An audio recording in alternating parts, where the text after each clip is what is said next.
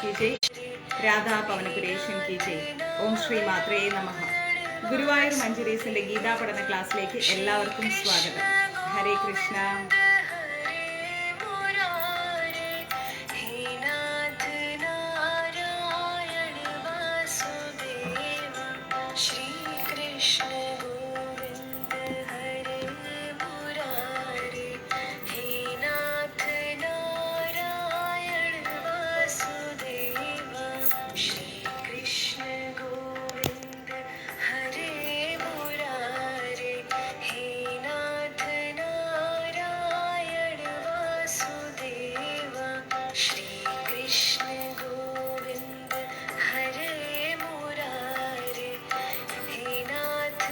ഓമനക്കുട്ട,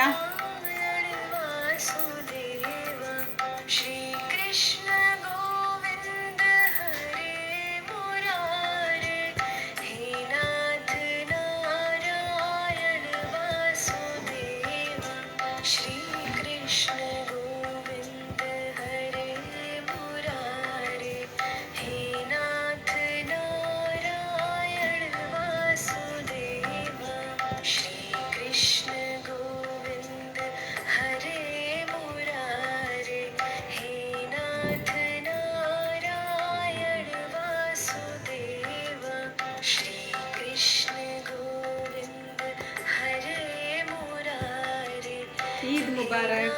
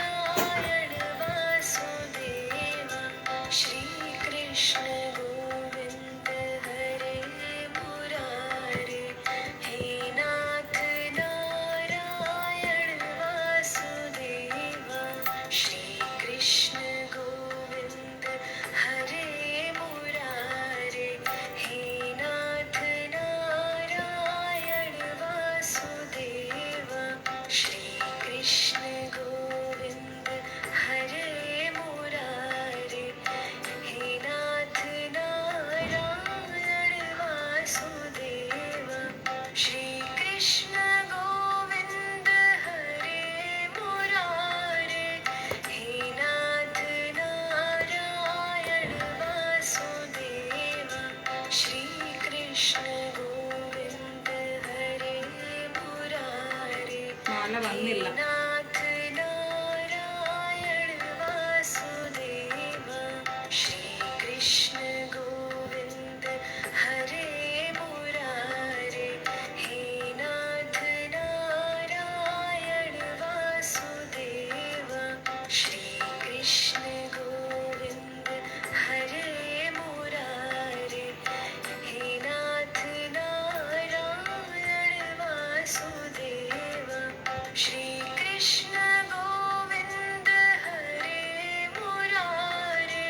ഇത് കേട്ടാൽ അങ്ങനെ ഉറങ്ങിപ്പോവല്ലേ.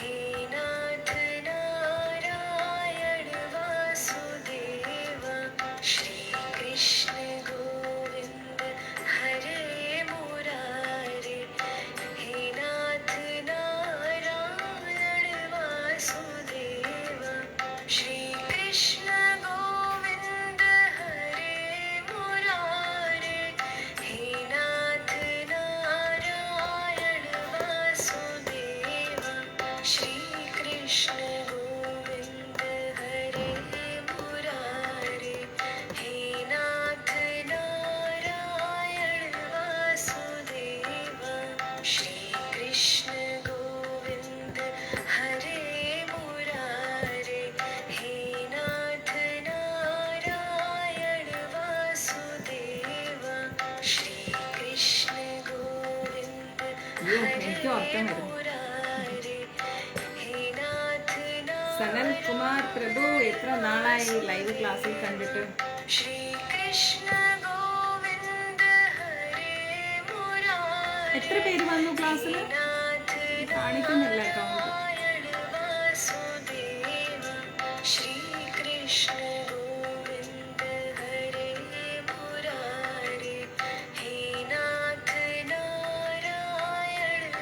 നല്ല ഉറക്കം വരുന്നുണ്ട്. നല്ല ഉറങ്ങാൻ പറ്റിയില്ല.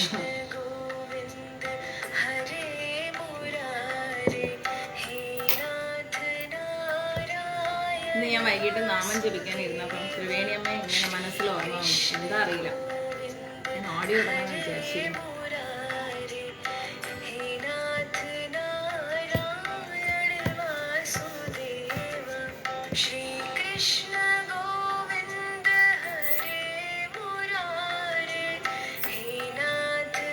രാത്രി ഒരുപാട് സമയം കഴിഞ്ഞ് ഷൂട്ട് കഴിഞ്ഞ് വരുമ്പോൾ ഏർലി മോർണിംഗ് ആയി, ഒരു 4:20 അങ്ങനെയൊക്കെയായി. അത് കഴിഞ്ഞിട്ട് പിന്നെ രാവിലെ വീണ്ടും 7 മണിയൊക്കെ ആയപ്പോഴത്തേക്കും വീണ്ടും പോയി.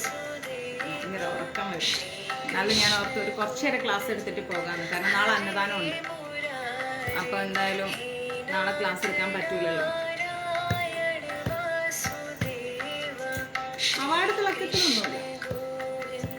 നാഷണൽ അവാർഡ് ഓസ്കാറൊന്നും അല്ലല്ലോ കിട്ടിയത് വലുത് തന്നെ. പക്ഷേ അതിൻ്റെതായ തിളക്കങ്ങളൊന്നുമില്ല, നോർമലാണ്. വലിയ സന്തോഷങ്ങളാണെങ്കിലും വലിയ ദുഃഖങ്ങളാണെങ്കിലും ഈക്വൽ മെന്റാലിറ്റി, അതാണല്ലോ കൃഷ്ണ കോൺഷ്യസ്നസ് എന്ന് പറയുന്നത്.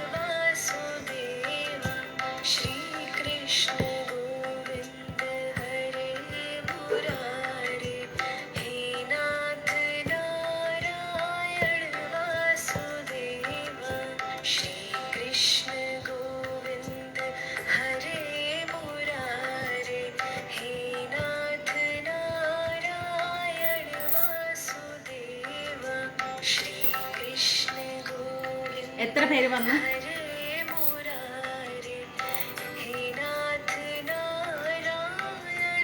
വേഗം പറഞ്ഞു. ഞാൻ ഉറങ്ങിപ്പോകുന്നതിനേക്കാളും മുമ്പ് ക്ലാസ് കഴിഞ്ഞതും വേഗം പോയി അങ്ങ് ഉറങ്ങും. നല്ല ഉറക്കം വരുന്നതിനേക്കാളും മുന്നേ പറഞ്ഞാൽ നമുക്ക് വേഗം ക്ലാസ് തുടങ്ങാം.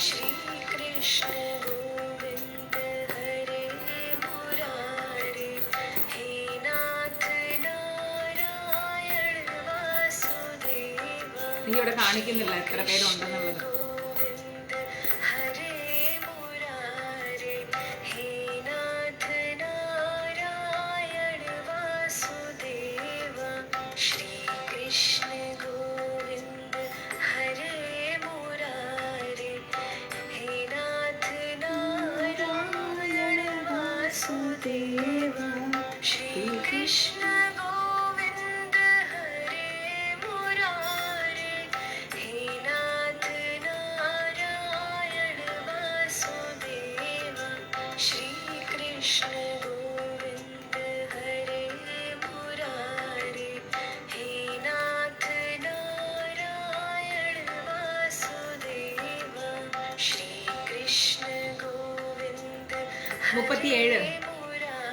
ഓക്കെ,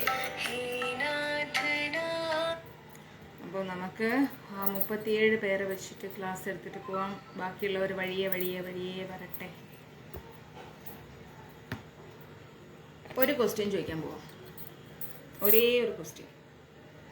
ആ ക്വസ്റ്റ്യന് ആരാണോ ആദ്യം കമൻ്റ് ഇടുന്നത് അതായിരിക്കും, നിങ്ങൾക്ക് കാണുന്ന കമൻ്റ് ആയിരിക്കില്ല കേട്ടോ എനിക്ക് കാണുന്നത്. ആദ്യം എനിക്ക് കിട്ടുന്ന കമൻ്റ് ആയിരിക്കും, താങ്ക്സ് മാതാജി, ആദ്യം കിട്ടുന്ന കമൻ്റ് ആയിരിക്കും ഞാൻ എടുക്കാൻ പോകുന്നത്. ഓക്കെ, ഇന്നലെ രാത്രി ഷൂട്ടുണ്ടായിരുന്നു, ഇന്ന് രാവിലെ ഏകയും ഷൂട്ടുണ്ടായിരുന്നു. അപ്പോൾ അതുകൊണ്ട് എനിക്ക് ഭയങ്കര ഉറക്കം വരുന്നു. പക്ഷെ എന്നാലും നമുക്ക് കുറച്ച് ക്ലാസ് എടുത്തിട്ട് ഇപ്പം കഴിച്ചില്ല അമ്മ. ഇനിയിപ്പോൾ രാത്രി എന്തെങ്കിലും സലാഡ് കഴിച്ചിട്ടേ കിടക്കും. നാളെ നിർജ്ജല ഏകാദശിയല്ലേ. ചോദിക്കട്ടെ, ഒരേ ഒരു ക്വസ്റ്റ്യൻ ചോദിക്കാൻ പോവാണ്. എന്താ ക്വസ്റ്റ്യൻ എന്ന് വെച്ച് കഴിഞ്ഞാൽ, മടി എൻ്റെ ഫോണ് പോയി. ഗീത വേണോ മഹാഭാരതം വേണോ? എന്ത് വേണം? ഗീത വേണോ മഹാഭാരതം വേണോ? എന്ത് വേണം?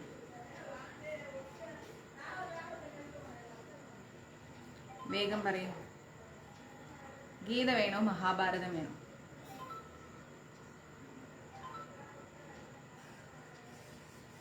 വേഗം പറഞ്ഞു.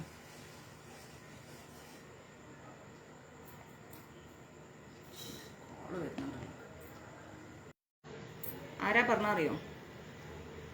ശ്രീകലാ മാതാജി. ശ്രീകലാ മാതാജി പറയുന്നു ഗീത മതിയെന്ന്. റൈറ്റ്. അപ്പോൾ നമുക്ക് ഡയറക്റ്റ് ക്ലാസ്സിലേക്ക് പോകാം. ഓക്കെ, ഗീത ക്ലാസ്സിലേക്ക് പോകാം. ഗീത ക്ലാസ്സിൽ നമ്മൾ എടുത്തുകൊണ്ടിരിക്കുന്നത് എന്താന്ന് വെച്ചാൽ, കഥ പറയാൻ നിന്നാൽ എനിക്ക് ഉറക്കം വരും. അപ്പോൾ കഥ പറയണ്ട, കഥ ക്ലാസ്സിൻ്റെ ലാസ്റ്റ് പറഞ്ഞുതരാം. ഓക്കെ, നമ്മൾ ഗീത പഠിച്ചുകൊണ്ടിരിക്കുന്നത് എത്രാമത്തെ അധ്യായമാണെന്നറിയാമോ? പരമപദ പ്രാപ്തി എന്ന അധ്യായമാണ് നമ്മൾ പഠിച്ചുകൊണ്ടിരിക്കുന്നത് അല്ലെ. അതിൽ 8ാമത്തെ അധ്യായത്തിൽ നമ്മൾ പഠിക്കുന്നു ഓമത്യോകാക്ഷരം ബ്രഹ്മ വൈഹർ മാനുസ്മരൻ യ പ്രയാതി തജന്നേഹം യസ്യാദി പരമാഗതി എന്ന് പറഞ്ഞു കഴിഞ്ഞാൽ, ഇങ്ങനെ യോഗസ്ഥനായി ഓം എന്ന ഉത്തമമായിരിക്കുന്ന വിശുദ്ധാക്ഷരം യോഗ സംഹരിച്ചുകൊണ്ടും പരമദിവ്യോത്തമ പുരുഷനായിരിക്കുന്ന കൃഷ്ണനെ സാക്ഷാത്കരിച്ചുകൊണ്ടും ശരീരം ത്യജിക്കുന്നവൻ ആധ്യാത്മിക ലോകങ്ങളിലേക്ക് എത്തും എന്നാണ് പറയുന്നത്. അതായത് ആരാണോ ഓം എന്ന വാക്കിനാൽ കൃഷ്ണനെ അഭിസംബോധന ചെയ്തുകൊണ്ട് പരമദിവ്യോത്തമ പുരുഷനായിരിക്കുന്ന ഭഗവാനെ, അഖില കോടി ബ്രഹ്മാണ്ഡ നായകനായിരിക്കുന്ന ഭഗവാനെ ആരാണോ നിത്യവും സ്മരിക്കുന്നത്. കാരണം നമ്മൾ പഠിച്ചിട്ടുണ്ട് ഭഗവാനെ സ്മരിക്കാൻ വേണ്ടിയിട്ട് എന്താണ് 4 വിധികളുണ്ട് ഭഗവാനെ സ്മരിക്കാൻ അല്ലേ. അപ്പോൾ നമ്മൾ എപ്പോഴും സ്മരണം വേണം, അതുപോലെ പാദസേവനം വേണം, ജപം വേണം, നമുക്ക് കൃത്യമായിരിക്കുന്ന ഒരു നിഷ്ഠ വേണം ജീവിതത്തിൽ. ഇന്ന് 7 മണിക്ക് പൂജ ചെയ്തു, നാളെ 8 മണിക്ക് പൂജ ചെയ്തു, അത് പാടില്ല. നമ്മൾ ജപിക്കുകയാണെങ്കിൽ 16 മാല കൃത്യമായിട്ട് ഹരേ കൃഷ്ണ മഹാമന്ത്രം ജപിക്കണം, 4 യമനിയമങ്ങൾ പാലിക്കണം, നോൺ വെജ് ഒന്നും കഴിക്കരുത് അല്ലെ. അങ്ങനെ നമ്മുടെ ശ്രീല പ്രഭുപാദി പറഞ്ഞിട്ടുണ്ട്. അപ്പൊ അങ്ങനെ നമ്മൾ ഭഗവാനെ പൂജിക്കുകയാണെങ്കിൽ തീർച്ചയായിട്ടും നമ്മൾ എവിടെ എത്തും എന്നാണ് പറയുന്നത്? ആധ്യാത്മിക ലോകങ്ങളിലേക്ക് എത്തും എന്നാണ് അധ്യായം 8 ഭഗവാൻ ഇവിടെ 13ാമത്തെ ശ്ലോകത്തിലൂടെ നമ്മളെ പഠിപ്പിക്കുന്നത്. അതായത് ഓമത്യോകാക്ഷരം ബ്രഹ്മവ്യാഹരൻ മാനുസ്മരൻ യ പ്രയാതി ത്യജൻ ദേഹം യസ യാതി പരമാംഗതി എന്നാ പറയുന്നത്. അപ്പൊ നമുക്ക് എല്ലാവർക്കും ജീവിതത്തിന്റെ പരമോന്നതമായിരിക്കുന്ന ഒരു സ്ഥാനത്തിലേക്കാണ് ഉയരേണ്ടത് അല്ലെ. വെറുതെ ഇവിടെ ഇങ്ങനെ ജീവിച്ച് ഭൗതികമായിരിക്കുന്ന ലോകത്ത് നമ്മൾ ജീവിച്ചുകൊണ്ട് കാര്യമില്ല. നമ്മൾ എന്ത് ചെയ്യണം? ഈ ഒരു നല്ല ലോകത്ത് നിന്ന് നമ്മൾ വേഗം ഭഗവാന്റെ ലോകത്തിലേക്ക് പോകാനാണ് ഇവിടെ വന്നിരിക്കുന്നത്. മനസ്സിലായില്ലേ? അതർവൈസ് നമ്മൾ ഇവിടെ തന്നെ ഇങ്ങനെ ജീവിച്ചു കഴിഞ്ഞാൽ എന്ത് സംഭവിക്കും? നമ്മൾ വീണ്ടും വീണ്ടും വീണ്ടും നമ്മളിങ്ങനെ ജനിച്ചും മരിച്ചും ഇവിടെ തന്നെ കിടക്കേണ്ടി വരും. അത് നമുക്ക് വേണ്ട. നമുക്ക് വേണ്ടത് എന്താണ്? ഏറ്റവും നല്ലൊരു ലോകത്തിലേക്കാണ്, ഭഗവാന്റെ ഏറ്റവും നല്ലൊരു ലോകത്തിലേക്കാണ് നമ്മൾ പോകേണ്ടത്. അവിടെ ആകുമ്പോൾ പിന്നെ എന്താണ്? നമുക്ക് ഒരിക്കലും തിരിച്ചു വരേണ്ടി വരില്ല. കാരണം അത്രയും കഷ്ടപ്പാടുകൾ നിറഞ്ഞ ഒരു നല്ല ലോകമാണിത്. അപ്പൊ ഈ ലോകത്ത് നമ്മുടെ ശത്രുക്കളായി മാറുന്നത് ബന്ധുമിത്രാദികൾ തന്നെയാണ്. അതാണ് ഭഗവാൻ അർജുനനോട് പറഞ്ഞു കൊടുക്കുന്നത്. അർജുന, നിനക്ക് എതിരെ, നിനക്ക് ഓപ്പോസിറ്റ് ആയിട്ട് യുദ്ധം ചെയ്യുന്നവൻ ആരാണ്? നിന്റെ ബന്ധുമിത്രാദികൾ, നിന്റെ കൂട്ടുകാർ, നിന്റെ ആൾക്കാര്, ഇവരൊക്കെ തന്നെ നിനക്ക് ശത്രുക്കള്. അപ്പൊ അതിലൂടെ നമ്മളും പഠിക്കണം, നമുക്കും ശത്രുക്കൾ ഇവരൊക്കെ തന്നെ. അതുകൊണ്ട് നമ്മൾ ഒരിക്കലും എന്ത് ചെയ്യരുത്? നമ്മുടെ അമ്മ വേദനിപ്പിച്ചു, അച്ഛൻ വേദനിപ്പിച്ചു, കൂട്ടുകാർ വേദനിപ്പിച്ചു, അല്ലെങ്കിൽ കുടുംബക്കാരെ വേദനിപ്പിച്ചു എന്ന പരാതി നമ്മൾ ഉന്നയിക്കരുത്. കാരണം ഇത് യുഗങ്ങൾക്ക് മുൻപേ ഭഗവാൻ പറഞ്ഞു വെച്ചിട്ടുണ്ട്. മനസ്സിലായില്ലേ? യുഗങ്ങൾക്ക് മുൻപേ കുരുക്ഷേത്രത്തിൽ വെച്ച് തന്നെ പറഞ്ഞു വെച്ചിട്ടുണ്ട് ഇങ്ങനെയാണ് ലോകം എന്നുള്ളത്. അപ്പൊ നമ്മൾ ഇതിൽ അത്ഭുതപ്പെടേണ്ട കാര്യമൊന്നുമില്ല. അപ്പൊ ഇങ്ങനെ യോഗസ്ഥനായി ഓം എന്ന ഉത്തമമായിരിക്കുന്ന വിശുദ്ധാക്ഷരം സംയോഗം ഉച്ചരിച്ചുകൊണ്ടും പരമദിവ്യോത്തമ പുരുഷനെ സ്മരിച്ചുകൊണ്ടും, ഭഗവാനെ എപ്പോഴും സ്മരിച്ചുകൊണ്ടിരിക്കണം നമ്മൾ ഹൃദയത്തില്. മനസ്സിലായില്ലേ? എപ്പോഴും നമ്മൾ ഭഗവാനെ സ്മരിക്കണം. ഭഗവാനെ സ്മരിക്കാതെ നമ്മൾ ജീവിക്കുകയാണെങ്കിൽ നമ്മുടെ ജീവിതത്തിൽ നമ്മൾ വിചാരിക്കും വളരെ സുഖമാണെന്ന്. പക്ഷെ ഒരു പ്രശ്നം വരുമ്പോൾ നമ്മളെ ഒരിക്കലും സപ്പോർട്ട് ചെയ്യാൻ ആരുണ്ടാവില്ല? ഭഗവാൻ ഉണ്ടാവില്ല. നമ്മൾക്ക് ഒരിക്കലും നമ്മുടെ ബന്ധുമിത്രാദികളോ നമ്മുടെ മക്കളോ ആരും നമ്മളെ സഹായിക്കില്ല. ആത്മാർത്ഥമായിട്ട് ഒരിക്കലും നമ്മുടെ ശരീരം നമ്മുടെ ആരോഗ്യം നഷ്ടപ്പെട്ട് കഴിഞ്ഞാല് ഇവരാരും നമ്മളെ സപ്പോർട്ട് ചെയ്യില്ല, ഒരാളും സപ്പോർട്ട് ചെയ്യില്ല. അപ്പൊ പിന്നെ നമ്മുടെ ആരോഗ്യം ഉള്ള കാലത്ത് നമുക്കൊട്ട് ആരുടെ സപ്പോർട്ടും ആവശ്യമില്ല. ആരോഗ്യം ക്ഷയിച്ച്, സമ്പത്ത് ക്ഷയിച്ച്, വാർദ്ധക്യത്തിൽ എത്തുമ്പോ, ഒന്ന് വയ്യാതെ കിടക്കുമ്പോ നമുക്ക് ആരാ വേണ്ടത്? നമുക്ക് അപ്പോഴാണ് സപ്പോർട്ട് ആവശ്യം അല്ലെ. ആ സപ്പോർട്ടിന്റെ സമയത്ത് നമുക്ക് അവരാരും സപ്പോർട്ട് ചെയ്യില്ല എന്നുള്ളത് ഭഗവാൻ നേരത്തെ പറഞ്ഞു വെച്ചിട്ടുണ്ട്. അപ്പൊ നമുക്ക് ആരാ വേണ്ടത്? ഭഗവാനാണ് വേണ്ടത്. അപ്പൊ അതിനുവേണ്ടി നമ്മൾ എന്ത് ചെയ്യണം? ഭഗവാനോട് എപ്പോഴും നമ്മൾ ഭഗവാനെ സ്മരിച്ച് പാദസേവ ചെയ്ത് എപ്പോഴും ഭഗവാനോട് അടുത്ത് ജീവിക്കണം. അതിന് കുറച്ച് വഴികളാണ് നമ്മുടെ ഈ വ്രതാനുഷ്ഠാനങ്ങൾ. അങ്ങനെയുള്ള കുറച്ച് കാര്യങ്ങൾ മനസ്സിലാവുന്നുണ്ടോ? ഈ വ്രതാനുഷ്ഠാനങ്ങളിലൂടെ ഒക്കെ നമ്മൾ എന്ത് ചെയ്യണം? ഇങ്ങനെ ഭഗവാനോട് അടുത്തടുത്ത് ജീവിക്കുക. അപ്പൊ ഭഗവാനോട് അടുക്കും തോറും നമുക്ക് പ്രതിസന്ധികൾ കൂടുതലാണ്. കാരണം എന്താണെന്നറിയാമോ? നമ്മളിപ്പോ ഒരു എന്താ പറയാ, നമ്മൾ പറയാറില്ലേ എപ്പോഴും നല്ല കാര്യത്തോട് അടുക്കുമ്പോൾ തടസ്സങ്ങൾ ഏറെ വരും എന്ന് പറയാറില്ലേ? അപ്പൊ നല്ലതിലേക്ക് പോകും തോറും നമുക്ക് എപ്പോഴും പ്രശ്നങ്ങൾ കൂടിക്കൊണ്ടിരിക്കും. അതിന്റെ അർത്ഥം എന്ന് പറയുന്നത് മായ നമ്മളിങ്ങനെ പിൻവലിച്ചുകൊണ്ടിരിക്കുകയാണ്. അതിൽ നിന്ന് പോകല്ലേ പോകല്ലേ പോകല്ലേ എന്ന് പറഞ്ഞ് പിൻവലിച്ചുകൊണ്ടിരിക്കുകയാണ്. അപ്പൊ ആ പിൻവലിക്കുന്ന ആ സമയത്ത് നമ്മൾ എന്ത് ചെയ്യണം? ഭഗവാനോട് കൂടുതൽ കൂടുതൽ കൂടുതൽ നമ്മളിങ്ങനെ അടുക്കണം. അങ്ങനെ ഭഗവാനോട് അടുത്തടുത്ത് വരുമ്പോഴാണ് നമ്മുടെ ജീവിതം ഏറ്റവും നല്ലൊരു മനോഹരമായിരിക്കുന്ന ജീവിതമാവുന്നത്. അപ്പോൾ നമുക്ക് ആരെന്ത് ചെയ്താലും ആരെന്ത് പറഞ്ഞാലും അല്ലെങ്കിൽ നാളെ എന്തായി തീരും അങ്ങനെയുള്ള ടെൻഷൻസ് ഒന്നും ഉണ്ടാവില്ല. ഇനി ഒരു വലിയ അസുഖം വന്നാലും നമുക്ക് മനസ്സിലാക്കാൻ പറ്റും, എന്താ അറിയോ, എൻ്റെ ഈ ശരീരം അത് നശിക്കാനുള്ളതാണ്, താൽക്കാലികമായിട്ടുള്ള എൻ്റെ ഒരു സ്ഥലം മാത്രമാണ് എൻ്റെ ഈ ശരീരം. അപ്പൊ ഈ ശരീരത്തിൽ നിന്ന് ഞാൻ എന്നായാലും പുറത്തു പോകണം. അപ്പൊ ആ ശരീരം നശിക്കാനുള്ളതിന്റെ ഒരു സിംറ്റംസ് അത്രയേ ഉള്ളൂ. നമ്മൾക്ക് വരുന്ന അസുഖങ്ങൾ എന്ന രീതിയിൽ നമുക്കൊരു അവബോധം ഉണ്ടാവും. ഈ അവബോധം ഉണ്ടാക്കിയെടുക്കാൻ വേണ്ടി നമ്മൾ എന്ത് ചെയ്യണം? ജപിക്കണം, വായിക്കണം, സ്മരിക്കണം, പാദസേവനം ചെയ്യണം, വ്രതാനുഷ്ഠാനങ്ങൾ എടുക്കണം. ഇങ്ങനെ ഓരോരോ കാര്യങ്ങൾ ചെയ്ത് ഭഗവാനോട് അടുക്കുമ്പോഴുള്ള പരീക്ഷണങ്ങളെല്ലാം നമ്മൾ എന്ത് ചെയ്യണം? തരണം ചെയ്ത് ഭഗവാനിലേക്ക് അടുക്കുമ്പോഴാണ് ജീവിതമാകുന്നത്. അല്ലെങ്കിൽ ഒരിക്കലും നമ്മുടെ ലൈഫ് എന്തല്ല, ജീവിതമല്ല എന്ന് നമ്മൾ ആലോചിക്കുക. ഓക്കെ, അല്ലാണ്ടുള്ളത് ഒരു സുഖഭോഗങ്ങൾക്ക് വേണ്ടി മാത്രമുള്ളതാണ്. എന്നാൽ നമ്മൾ ഈ ജീവിതത്തിൽ സുഖഭോഗം വേണോ? അതും വേണം, എല്ലാം വേണം. നമ്മുടെ ലൈഫിൽ സുഖം വേണം, സന്തോഷം വേണം, ദുഃഖം വേണം, സങ്കടം വേണം, കളി വേണം, ചിരി വേണം, തമാശ വേണം, സീരിയസ് വേണം, എല്ലാം നമ്മുടെ ജീവിതത്തിൽ വേണം. നമ്മൾ ആരും ഒരു ചില്ലുകൂട്ടിൽ വെച്ച പാവകളല്ല, മനസ്സിലായില്ലേ? ആരും ചില്ലുകൂട്ടിൽ വെച്ച പാവകളല്ല. എല്ലാവരും 2025 ജീവിക്കുന്ന നല്ല ബോധവും കളിയും ചിരിയും തമാശയും ഒക്കെ നമുക്ക് എന്താ പറയാ ആസ്വദിക്കാനും എല്ലാം ഇഷ്ടമുള്ള വെറും സാധാരണ മനുഷ്യരാണ്. മനസ്സിലാവുണ്ടോ? ഒരിക്കലും നമ്മുടെ സന്തോഷങ്ങളെ ഒരു എന്താ പറയാ ഒരു പുറംചട്ട കൊണ്ട് നമ്മൾ ക്ലോസ് ചെയ്ത് വെക്കരുത്. ഞാൻ നല്ല ഭക്തയാണ് എന്ന് കാണിക്കാൻ വേണ്ടിയിട്ട് നമ്മുടെ ഉള്ളിലുള്ള ആഗ്രഹങ്ങളെ നമ്മളായിട്ട് മറച്ചു വെക്കരുത്. ഒരിക്കലും ചെയ്യാൻ പാടില്ല. നമ്മൾ ചിരിക്കൂ, നമ്മൾ കരയൂ, നമ്മൾ യാത്ര ചെയ്യൂ, നമ്മൾ എല്ലാവിധ സന്തോഷങ്ങളോടും കൂടി ജീവിക്കൂ, ഇഷ്ടമുള്ള വസ്ത്രം ധരിക്കൂ. അങ്ങനെ അങ്ങനെ അങ്ങനെ അങ്ങനെ നമ്മൾ എന്ത് ചെയ്യാ? നല്ലൊരു ലോകത്തിൽ നമ്മൾ ജീവിക്കൂ. ഒപ്പം ഭഗവാനെയും സ്മരിക്കൂ. മനസ്സിലാവുണ്ടോ? ഭഗവാൻ ഏറ്റവും കൂടുതൽ എന്റർടൈൻമെന്റ് ഇഷ്ടപ്പെടുന്ന ആളാണ്. അതുകൊണ്ടല്ലേ ഭഗവാൻ നൃത്തവും പാട്ടും കളിയും ചിരിയും എന്താ പറയാ ഗോപികമാരായിട്ടുള്ള തമാശകളും അതുപോലെ എന്താ പറയാ വെണ്ണ കക്കുന്നതും ഭഗവാൻ ഉടയാട മോഷ്ടിക്കുന്നതും എന്തെല്ലാം ലീലകളാ ഭഗവാന്റെ. അപ്പൊ അതിന്റെ അർത്ഥം അതോടൊപ്പം തന്നെ രാക്ഷസന്മാരെ കൊല്ലുന്നു, ഭഗവാന്റെ അച്ഛനും അമ്മയും ഭഗവാനെയും കൊണ്ട് പലായനം ചെയ്യുന്നു. അത് കഴിഞ്ഞ് ഭഗവാൻ എന്താ പറയാ ഇവരെ രാധാറാണീനെ വിട്ടിട്ട് പോണ വിരഹമുണ്ട്. അദ്ദേഹം വൃന്ദാവനം വിട്ടിട്ട് പോണു, അദ്ദേഹം കുരുക്ഷേത്ര യുദ്ധഭൂമിയിലെത്തുന്നു. അങ്ങനെ അങ്ങനെ അങ്ങനെ അങ്ങനെ ഒരുപാട് പ്രതിസന്ധികളിലൂടെ ഭഗവാനും കടന്നു പോയിട്ടുണ്ട് അല്ലെ? അപ്പൊ അതേപോലെ നമ്മുടെ ജീവിതത്തിലും സന്തോഷങ്ങളും ഉണ്ട്, പ്രതിസന്ധികളും ഉണ്ട്, സങ്കടങ്ങളും ഉണ്ട്, എല്ലാം നമ്മുടെ ലൈഫിലും ഉണ്ട്. അതിനനുസരിച്ച് നമ്മൾ അതിനെ അക്സെപ്റ്റ് ചെയ്യാൻ പഠിക്കണം. അക്സെപ്റ്റൻസ് ആണ് ജീവിതത്തിലെ ഏറ്റവും വലുത്. എന്ത് ലൈഫിൽ സംഭവിച്ചാലും നമുക്കൊരു ബോധം വേണം, ഇതെല്ലാം ഭഗവാൻ അറിഞ്ഞുകൊണ്ടാണ്. ഇതിനെ ഞാൻ എങ്ങനെ തരണം ചെയ്യണം? എനിക്ക് ഞാൻ മാത്രമേ തുണയായിട്ടുണ്ടാകൂ, ഒപ്പം എനിക്ക് ഭഗവാനും മാത്രമേ ഉണ്ടാവൂ. ബാക്കി നമ്മളിലേക്ക് വരുന്ന വ്യക്തികളെല്ലാം ഭഗവാനായിട്ട് വഴി നടത്തുന്ന വ്യക്തികളാണ്. അവരെപ്പോഴും കാലാകാലം കൂടെ ഉണ്ടായിക്കോണമെന്നില്ല. ഒരു സമയം കഴിയുമ്പോൾ അവർ പോവും, അടുത്താൾ വരും, അടുത്താൾ പോവും, അടുത്താൾ വരും. ഇങ്ങനെയാണ് നമ്മുടെ ഒരു ജീവിതം. പിന്നെ ഒരു സമയം നമ്മൾ തന്നെ പോയി പോവും, ഇല്ലേ? അപ്പൊ ഒരിക്കലും നമ്മൾ മനസ്സിലാക്കുക, ഇവിടെ ഒന്നും ശാശ്വതമല്ല. എന്താണ്? ഇവിടെ ഒന്നും ശാശ്വതമല്ല. നമ്മൾ നമ്മളായിട്ട് ജീവിച്ചു പോവുക, അത്രയേ ഉള്ളൂ.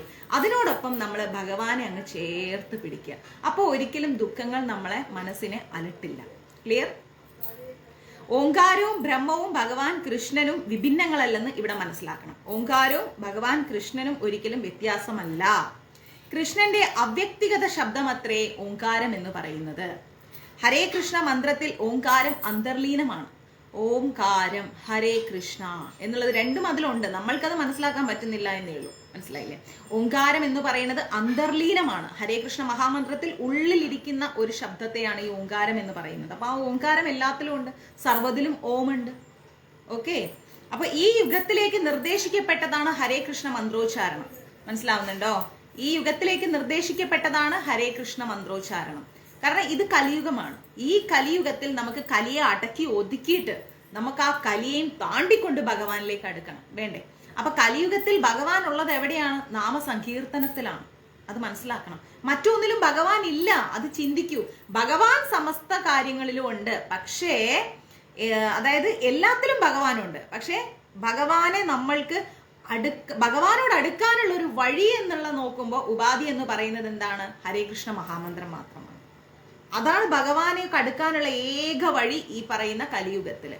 അതർവൈസ് നിങ്ങൾ ഇതിലൊന്നും ചാടി കളിച്ചിട്ടൊന്നും ഒരു കാര്യമില്ല. ഭഗവാൻ എവിടെയുണ്ട്? നാമസങ്കീർത്തനത്തിലുണ്ട്. ആ നാമസങ്കീർത്തനം നിർദ്ദേശിക്കപ്പെട്ടിരിക്കുന്നത് കലിയുഗത്തെ മുൻനിർത്തിക്കൊണ്ടാണ്.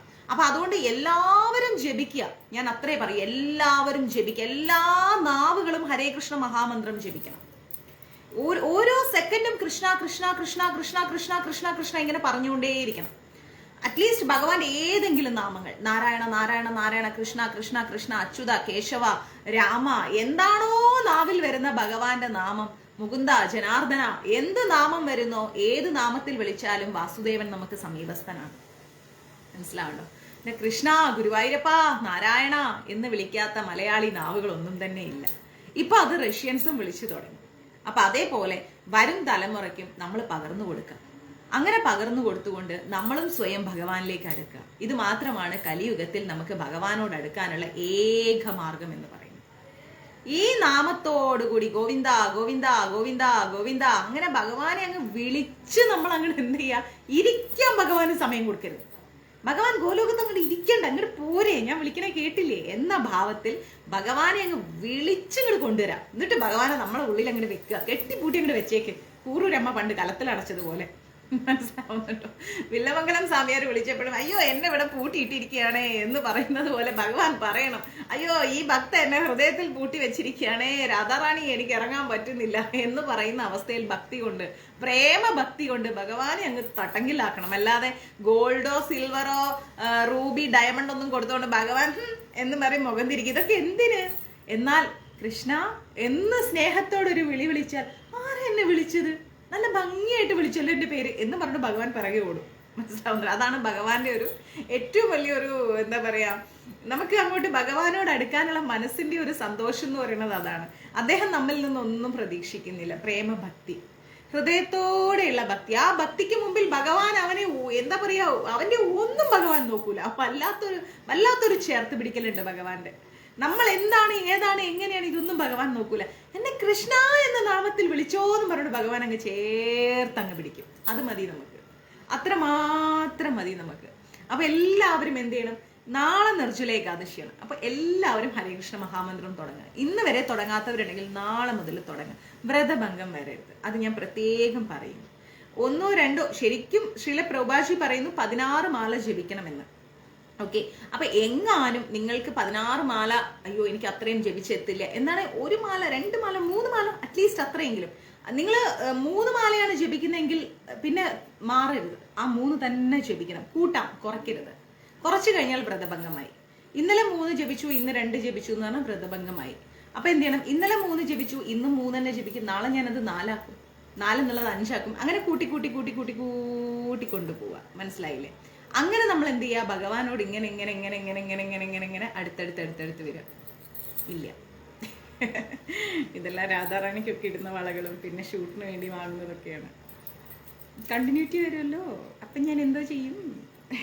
അപ്പം അത് പിന്നെ ഹരേ കൃഷ്ണ മഹാമന്ത്രം ഉരുവിട്ട് മരിക്കുന്നയാൾ തീർച്ചയായും ആധ്യാത്മിക ലോകങ്ങളിൽ എത്തിച്ചേരുന്ന പറയുന്നത്. അപ്പൊ നമ്മൾ എപ്പം മരിക്കുന്നു പറയാൻ പറ്റില്ല.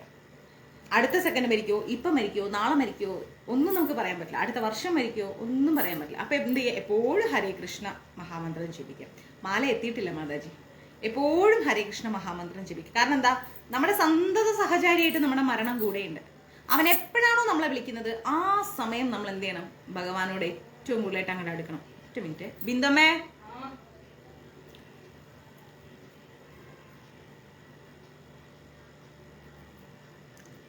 എന്താ ചെയ്യണം? അപ്പൊ എന്ത് ചെയ്യണം? ആ സമയം നമ്മളുടെ മരണം എപ്പോ വരുന്നു നമുക്ക് അറിയാത്തത് കൊണ്ട് ഹരേ കൃഷ്ണ മഹാമന്ത്രം എപ്പോഴും ജപിച്ചുകൊണ്ടിരിക്കുക. അങ്ങനെ ജപിച്ച് നമ്മൾ എന്ത് ചെയ്യുക? അന്തകൻ, കാലൻ, യമധർമ്മ രാജാവ് നമ്മളെ കൊണ്ടുപോണ സമയത്തും നമ്മുടെ നാവിൽ ഹരേ കൃഷ്ണ മഹാമന്ത്രം ഉണ്ടാവും. അപ്പൊ ഭഗവാന്റെ ലോകത്തുനിന്ന് ഭഗവാന്റെ ആൾക്കാർ വരും. തൊടാൻ പാടില്ല, ഇത് ഭഗവാന്റെ ആളാണ്, നിങ്ങൾ പോകും എന്ന് പറഞ്ഞ് അവരെ ഓടിച്ചു കളയും. ഭഗവാന്റെ ലോകത്തേക്ക് നമ്മളെ കൊണ്ടുപോകും. ഗീത ഒരിക്കലും കളവ് പറയില്ല, ശരിയല്ലേ? ഗീത എന്താണ്? ഭഗവാന്റെ ശബ്ദമാണ്. ആ ഭഗവാന്റെ ശബ്ദത്തിൽ ഇവിടെ പറഞ്ഞിരിക്കുന്നു, ഹരേ കൃഷ്ണ കൃഷ്ണ കൃഷ്ണ ഹരേ ഹരേ, ഹരേ രാമ രാമ രാമ ഹരേ ഹരേ. ഈ മന്ത്രം ഉരുവിട്ട് മരിക്കുന്നയാൾ തീർച്ചയായും ആധ്യാത്മിക ലോകങ്ങളിൽ എത്തിച്ചേരുമെന്ന്. എന്താണ്? തീർച്ചയായും ആധ്യാത്മിക ലോകങ്ങളിൽ എത്തിച്ചേരുമെന്ന്. തന്റെ പരിശീലന രീതിക്ക് അനുയോജ്യമായിരിക്കും അയാൾ പ്രാപിക്കുന്ന സ്ഥാനം. നമ്മൾ എന്താണോ പരിശീലിച്ചിരിക്കുന്നത്, നമ്മൾ എന്താണോ ജപിച്ചിരിക്കുന്നത്, വായിച്ചിരിക്കുന്നത്, നമ്മൾ എന്താണോ നമ്മൾ ജീവിതത്തിൽ നമ്മൾ മുന്നോട്ട് കൊണ്ടുപോയിരിക്കുന്നത്, അതിനനുസരിച്ചായിരിക്കും നമ്മൾ പിന്നീട് എവിടെ ജീവിക്കണം എന്നുള്ളത് നമ്മൾ ഭഗവാൻ തീരുമാനിക്കുന്നത്. മനസ്സിലായില്ലേ? പിന്നീട് നമ്മൾ എവിടെ ഉണ്ടാവണമെന്ന് ഭഗവാൻ തീരുമാനിക്കുന്നത് നമ്മളുടെ ജീവിതത്തിൽ നമ്മൾ പ്രാക്ടീസ് ചെയ്ത വഴികൾക്കനുസരിച്ചാണ്. അല്ലാതെ നമ്മൾ സമ്പാദിച്ചു വെച്ച പണോ എടുത്ത പേരോ വാങ്ങിയ അവാർഡുകളോ നമ്മൾ ഉണ്ടാക്കിയ എന്താ പറയാ, ഇപ്പൊ എന്നെ സംബന്ധിച്ചിടത്താണെങ്കിൽ ഞാൻ അഭിനയിച്ചു കൂട്ടിയ സീരിയലുകളോ ഒന്നുമല്ല നമ്മളെ എവിടെ എത്തണം എന്നുള്ളത് നിശ്ചയിക്കുന്നത്. എത്ര ലാൻഡ് വാങ്ങിച്ചിട്ടു, എത്ര പണം വാങ്ങി, എത്ര ബാങ്ക് ബാലൻസ് ഉണ്ട്, എത്ര ഗോൾഡ് ഉണ്ട്, എന്താ സമൂഹത്തിലെ പൊസിഷൻ, ഇതൊന്നും നമ്മളെ വിലയിരുത്താൻ ഭഗവാൻ ഉപയോഗിക്കില്ല. എത്ര നാമം ജപിച്ചു, ജീവിതം എങ്ങനെ മുന്നോട്ട് കൊണ്ടുപോയി, എന്താണ് ജീവിതത്തിൽ പാലിച്ച ധർമ്മം, ഇതാണ് ഭഗവാൻ നോക്കുക. ഈ ത്രാസ് കൊണ്ടാണ് ഭഗവാൻ നമ്മളെ അളക്കുക. അപ്പൊ നമ്മൾ ജീവിതത്തിന്റെ ഏത് ഭാഗമാണ് ക്ലിയർ ആക്കേണ്ടത് എന്ന് നമ്മൾ സ്വയം ചിന്തിക്കുക. ഓക്കെ. കൃഷ്ണഭക്തന്മാർ കൃഷ്ണന്റെ വാസലോകമായിരിക്കുന്ന ഗോലോക വൃന്ദാവനത്തിലാണ് ചെന്നെത്തുക. ആഹഹഹ, നമ്മൾ അവിടെയാ ചെന്നെത്തുക, ഭഗവാന്റെ ഗോലോകത്ത്. പറയാനും കേൾക്കാനും എന്തൊരു രസം, പോകാൻ എന്തൊരു കഷ്ടപ്പാട് ഇല്ലേ? എന്തൊരു കഷ്ടപ്പാടാ ഗോലോകത്തേക്ക് പോകാൻ. ചെറിയ പാടൊന്നല്ല, ഭയങ്കര ബുദ്ധിമുട്ടാണ്. അപ്പൊ അങ്ങോട്ടേക്ക് എത്തണമെങ്കിൽ നമ്മൾ എന്താ ചെയ്യേണ്ടത്? നമ്മൾ അത്രയും കൃഷ്ണാവബോധത്തിൽ ജീവിക്കണം. അത്രയും കൃഷ്ണാവബോധത്തിൽ ജീവിച്ചാൽ മാത്രമാണ് ഭഗവാന്റെ ലോകത്തിലേക്ക് നമുക്ക് എത്താൻ പറ്റുക. അല്ലാതെ എന്ത് നേടിയിട്ടും കാര്യമില്ല, ഭഗവാന്റെ ലോകത്തേക്ക് നമുക്ക് എത്താൻ സാധിക്കില്ല. അവിടെ ഗേറ്റ് അടച്ചു വെച്ചിട്ടുണ്ട്, ഇങ്ങോട്ട് വരണ്ട, സമയമായിട്ടില്ല, കുറച്ചും കൂടെ ഭൂമിയിൽ പോയിട്ട് ജീവിച്ചിട്ട് വരും, എന്നിട്ട് ഇങ്ങോട്ടേക്ക് കൊണ്ടുവരാം എന്ന രീതിയിലായിരിക്കും കാര്യങ്ങൾ. അപ്പൊ നമ്മൾ എന്താ ചെയ്യേണ്ടത്? ഭഗവാന്റെ ലോകത്തേക്ക് എത്തണമെങ്കിൽ ഭഗവാന്റെ നാമസങ്കീർത്തനത്തിലൂടെ മാത്രമേ ജീവിക്കാൻ പറ്റൂ. കാരണം നമ്മൾ ചിന്തിക്കുകയാണ്, ഇങ്ങനെ ചെയ്യണ്ട, ഇങ്ങനെ ചെയ്യാം. പക്ഷെ നാമസങ്കീർത്തനം നമ്മുടെ നാവിലുണ്ടെങ്കിൽ നമ്മൾ പോലും അറിയാതെ നമ്മുടെ ലൈഫ് ഇങ്ങനെ ചേഞ്ച് ആയിക്കൊണ്ടേയിരിക്കും. നമ്മൾ ജപിച്ചുകൊണ്ടിരിക്കുന്ന ഒരാളാണെങ്കിൽ നമ്മൾ പോലും ചിന്തിക്കാതെ നമ്മുടെ ജീവിതത്തിൽ പല പല പല പല പല പല പല മാറ്റങ്ങൾ വരും. ഒരുപാട് മാറ്റങ്ങൾ. ഇപ്പൊ നന്നായിട്ട്, ഫോർ എക്സാമ്പിൾ, നന്നായിട്ട് നോൺ വെജ് കഴിക്കുന്ന ഒരാളാണെന്ന് കരുതുക. നോൺ വെജ് ഉപേക്ഷിച്ച് ജീവിക്കാൻ പറ്റൂല.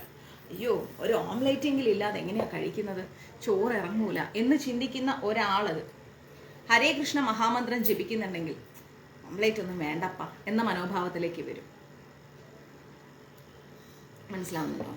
അതൊന്നും വേണ്ട, നോൺ വെജ് ഒന്നും വേണ്ട എന്ന മനോഭാവത്തിലേക്ക് ആ വ്യക്തി കടന്നു വരും. അപ്പോൾ നമുക്ക് വേണ്ടത് എന്താണ്? ഭഗവാനെയാണ് വേണ്ടത്.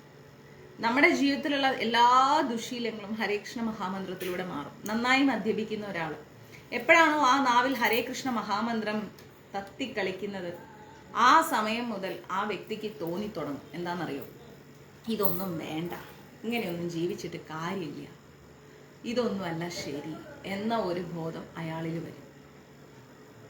അപ്പൊ ഹരേ കൃഷ്ണ മഹാമന്ത്രത്തിന് ഭയങ്കര ശക്തിയാണ്. അതിന്റെ ആ ശക്തി നമുക്ക് പറഞ്ഞറിയിക്കാൻ പറ്റില്ല.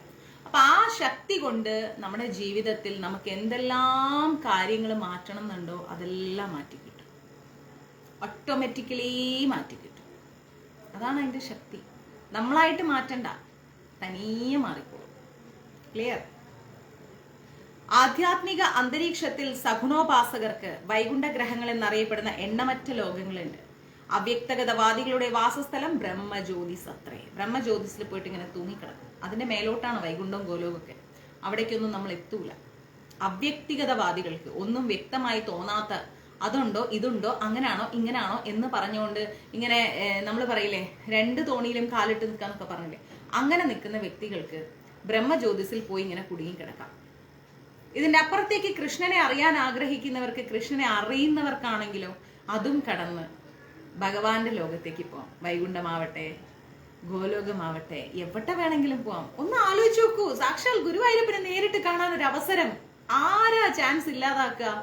ഈ ലുലുമാളിലും അവിടെയും ഇവിടെയൊക്കെ ഒരുപാട് സെലിബ്രിറ്റീസ് വരുമ്പോഴത്തേക്കും വണ്ടിയും പിടിച്ചു പോകുന്ന ആൾക്കാരുണ്ട്. ഞാൻ എറണാകുളത്ത് ഉണ്ടാകുമ്പോൾ ഒരു സമയത്ത് നോക്കുമ്പോൾ എന്താ ലുലുമാളിൽ തിരക്ക്.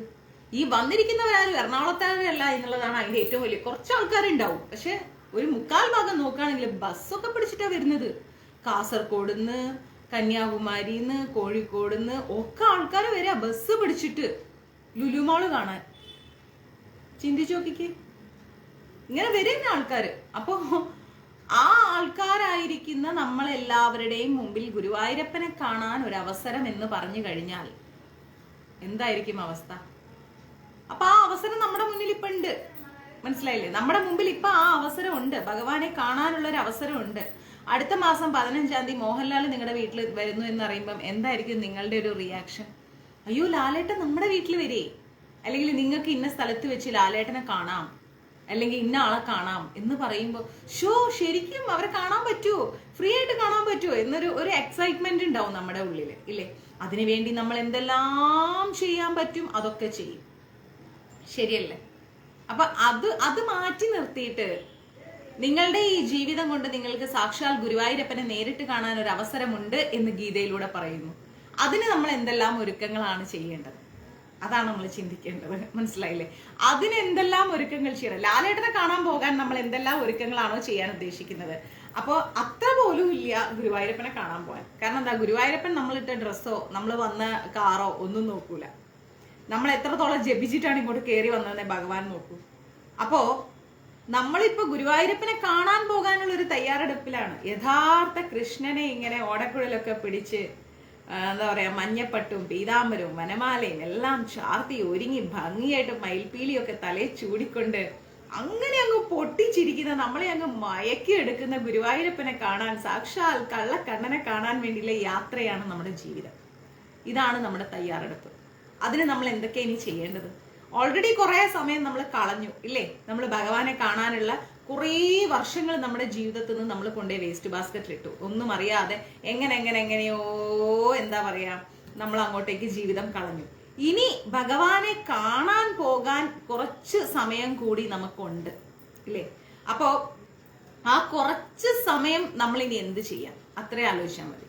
ആ ചെറിയ സമയത്തിന്റെ ഉള്ളില് നമുക്ക് എങ്ങനെ നമ്മുടെ ജീവിതം മാറ്റിമറിക്കാൻ പറ്റും, അങ്ങനെ മാറ്റിമറിക്കാൻ നമ്മൾ എന്തെല്ലാം ചെയ്യണം എന്നൊരൊറ്റ കാര്യം മാത്രം നമ്മൾ ആലോചിക്കുക.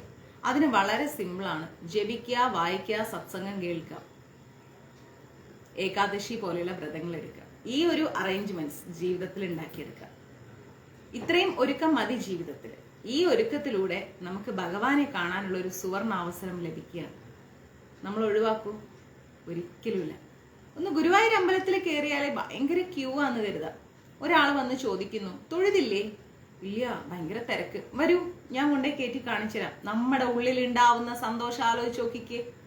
അയ്യോ, ഭഗവാൻ വിളിച്ച പോലെ അല്ലേ, ഈസി ആയിട്ട് കയറാം, അങ്ങനെ ഇങ്ങനെ എന്ന് പറഞ്ഞിട്ട് അങ്ങ് സന്തോഷം കൊണ്ട് നമ്മുടെ ഉള്ളിൽ അങ്ങോട്ട് അലയടിക്കും. അപ്പോ ഈ ജന്മം ഭഗവാൻ വിളിക്കുകയാണ് നമ്മളെ, വരൂ, എന്നെ നേരിട്ട് വന്ന് കാണൂ. ഇത്ര കാലങ്ങളും ഇത്ര ജന്മങ്ങളും നീ എടുത്തിട്ട് നീ എന്നെ നേരിട്ട് കണ്ടിട്ടില്ലല്ലോ. കാണാത്തോണ്ടല്ലേ ഭൂമിയിൽ വീണ്ടും വന്ന് ജനിച്ചിരിക്കുന്നത്. ഇപ്പൊ വന്ന് കാണൂ എന്ന് ഭഗവാൻ പറഞ്ഞുകൊണ്ട് ഒരു ജന്മം തന്നിരിക്കുകയാണ് നമുക്ക്.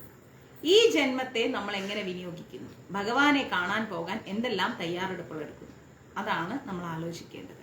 മനസ്സിലായില്ലേ? ഈ ആലോചനയിലൂടെ നമ്മൾ മുന്നോട്ട് പോവുകയാണെങ്കിൽ ഉറപ്പായിട്ടും നമുക്ക് ഭഗവാനിലേക്ക് എത്താൻ പറ്റും. കാരണം കുറേയൊന്നും വേണ്ട, ഒരു കടുകുമണീന്റെയും മൈക്രോ മില്ലി മതി ഭഗവാന്റെ അടുത്തേക്ക് എത്താൻ. നമ്മുടെ ഹൃദയം പരിശുദ്ധമാക്കിയാൽ മതി, അത്രയും മതി ഭഗവാനെ കാണാനുള്ള സുവർണ അവസരം ലഭിക്കും. മനസ്സിലാവുന്നുണ്ടോ?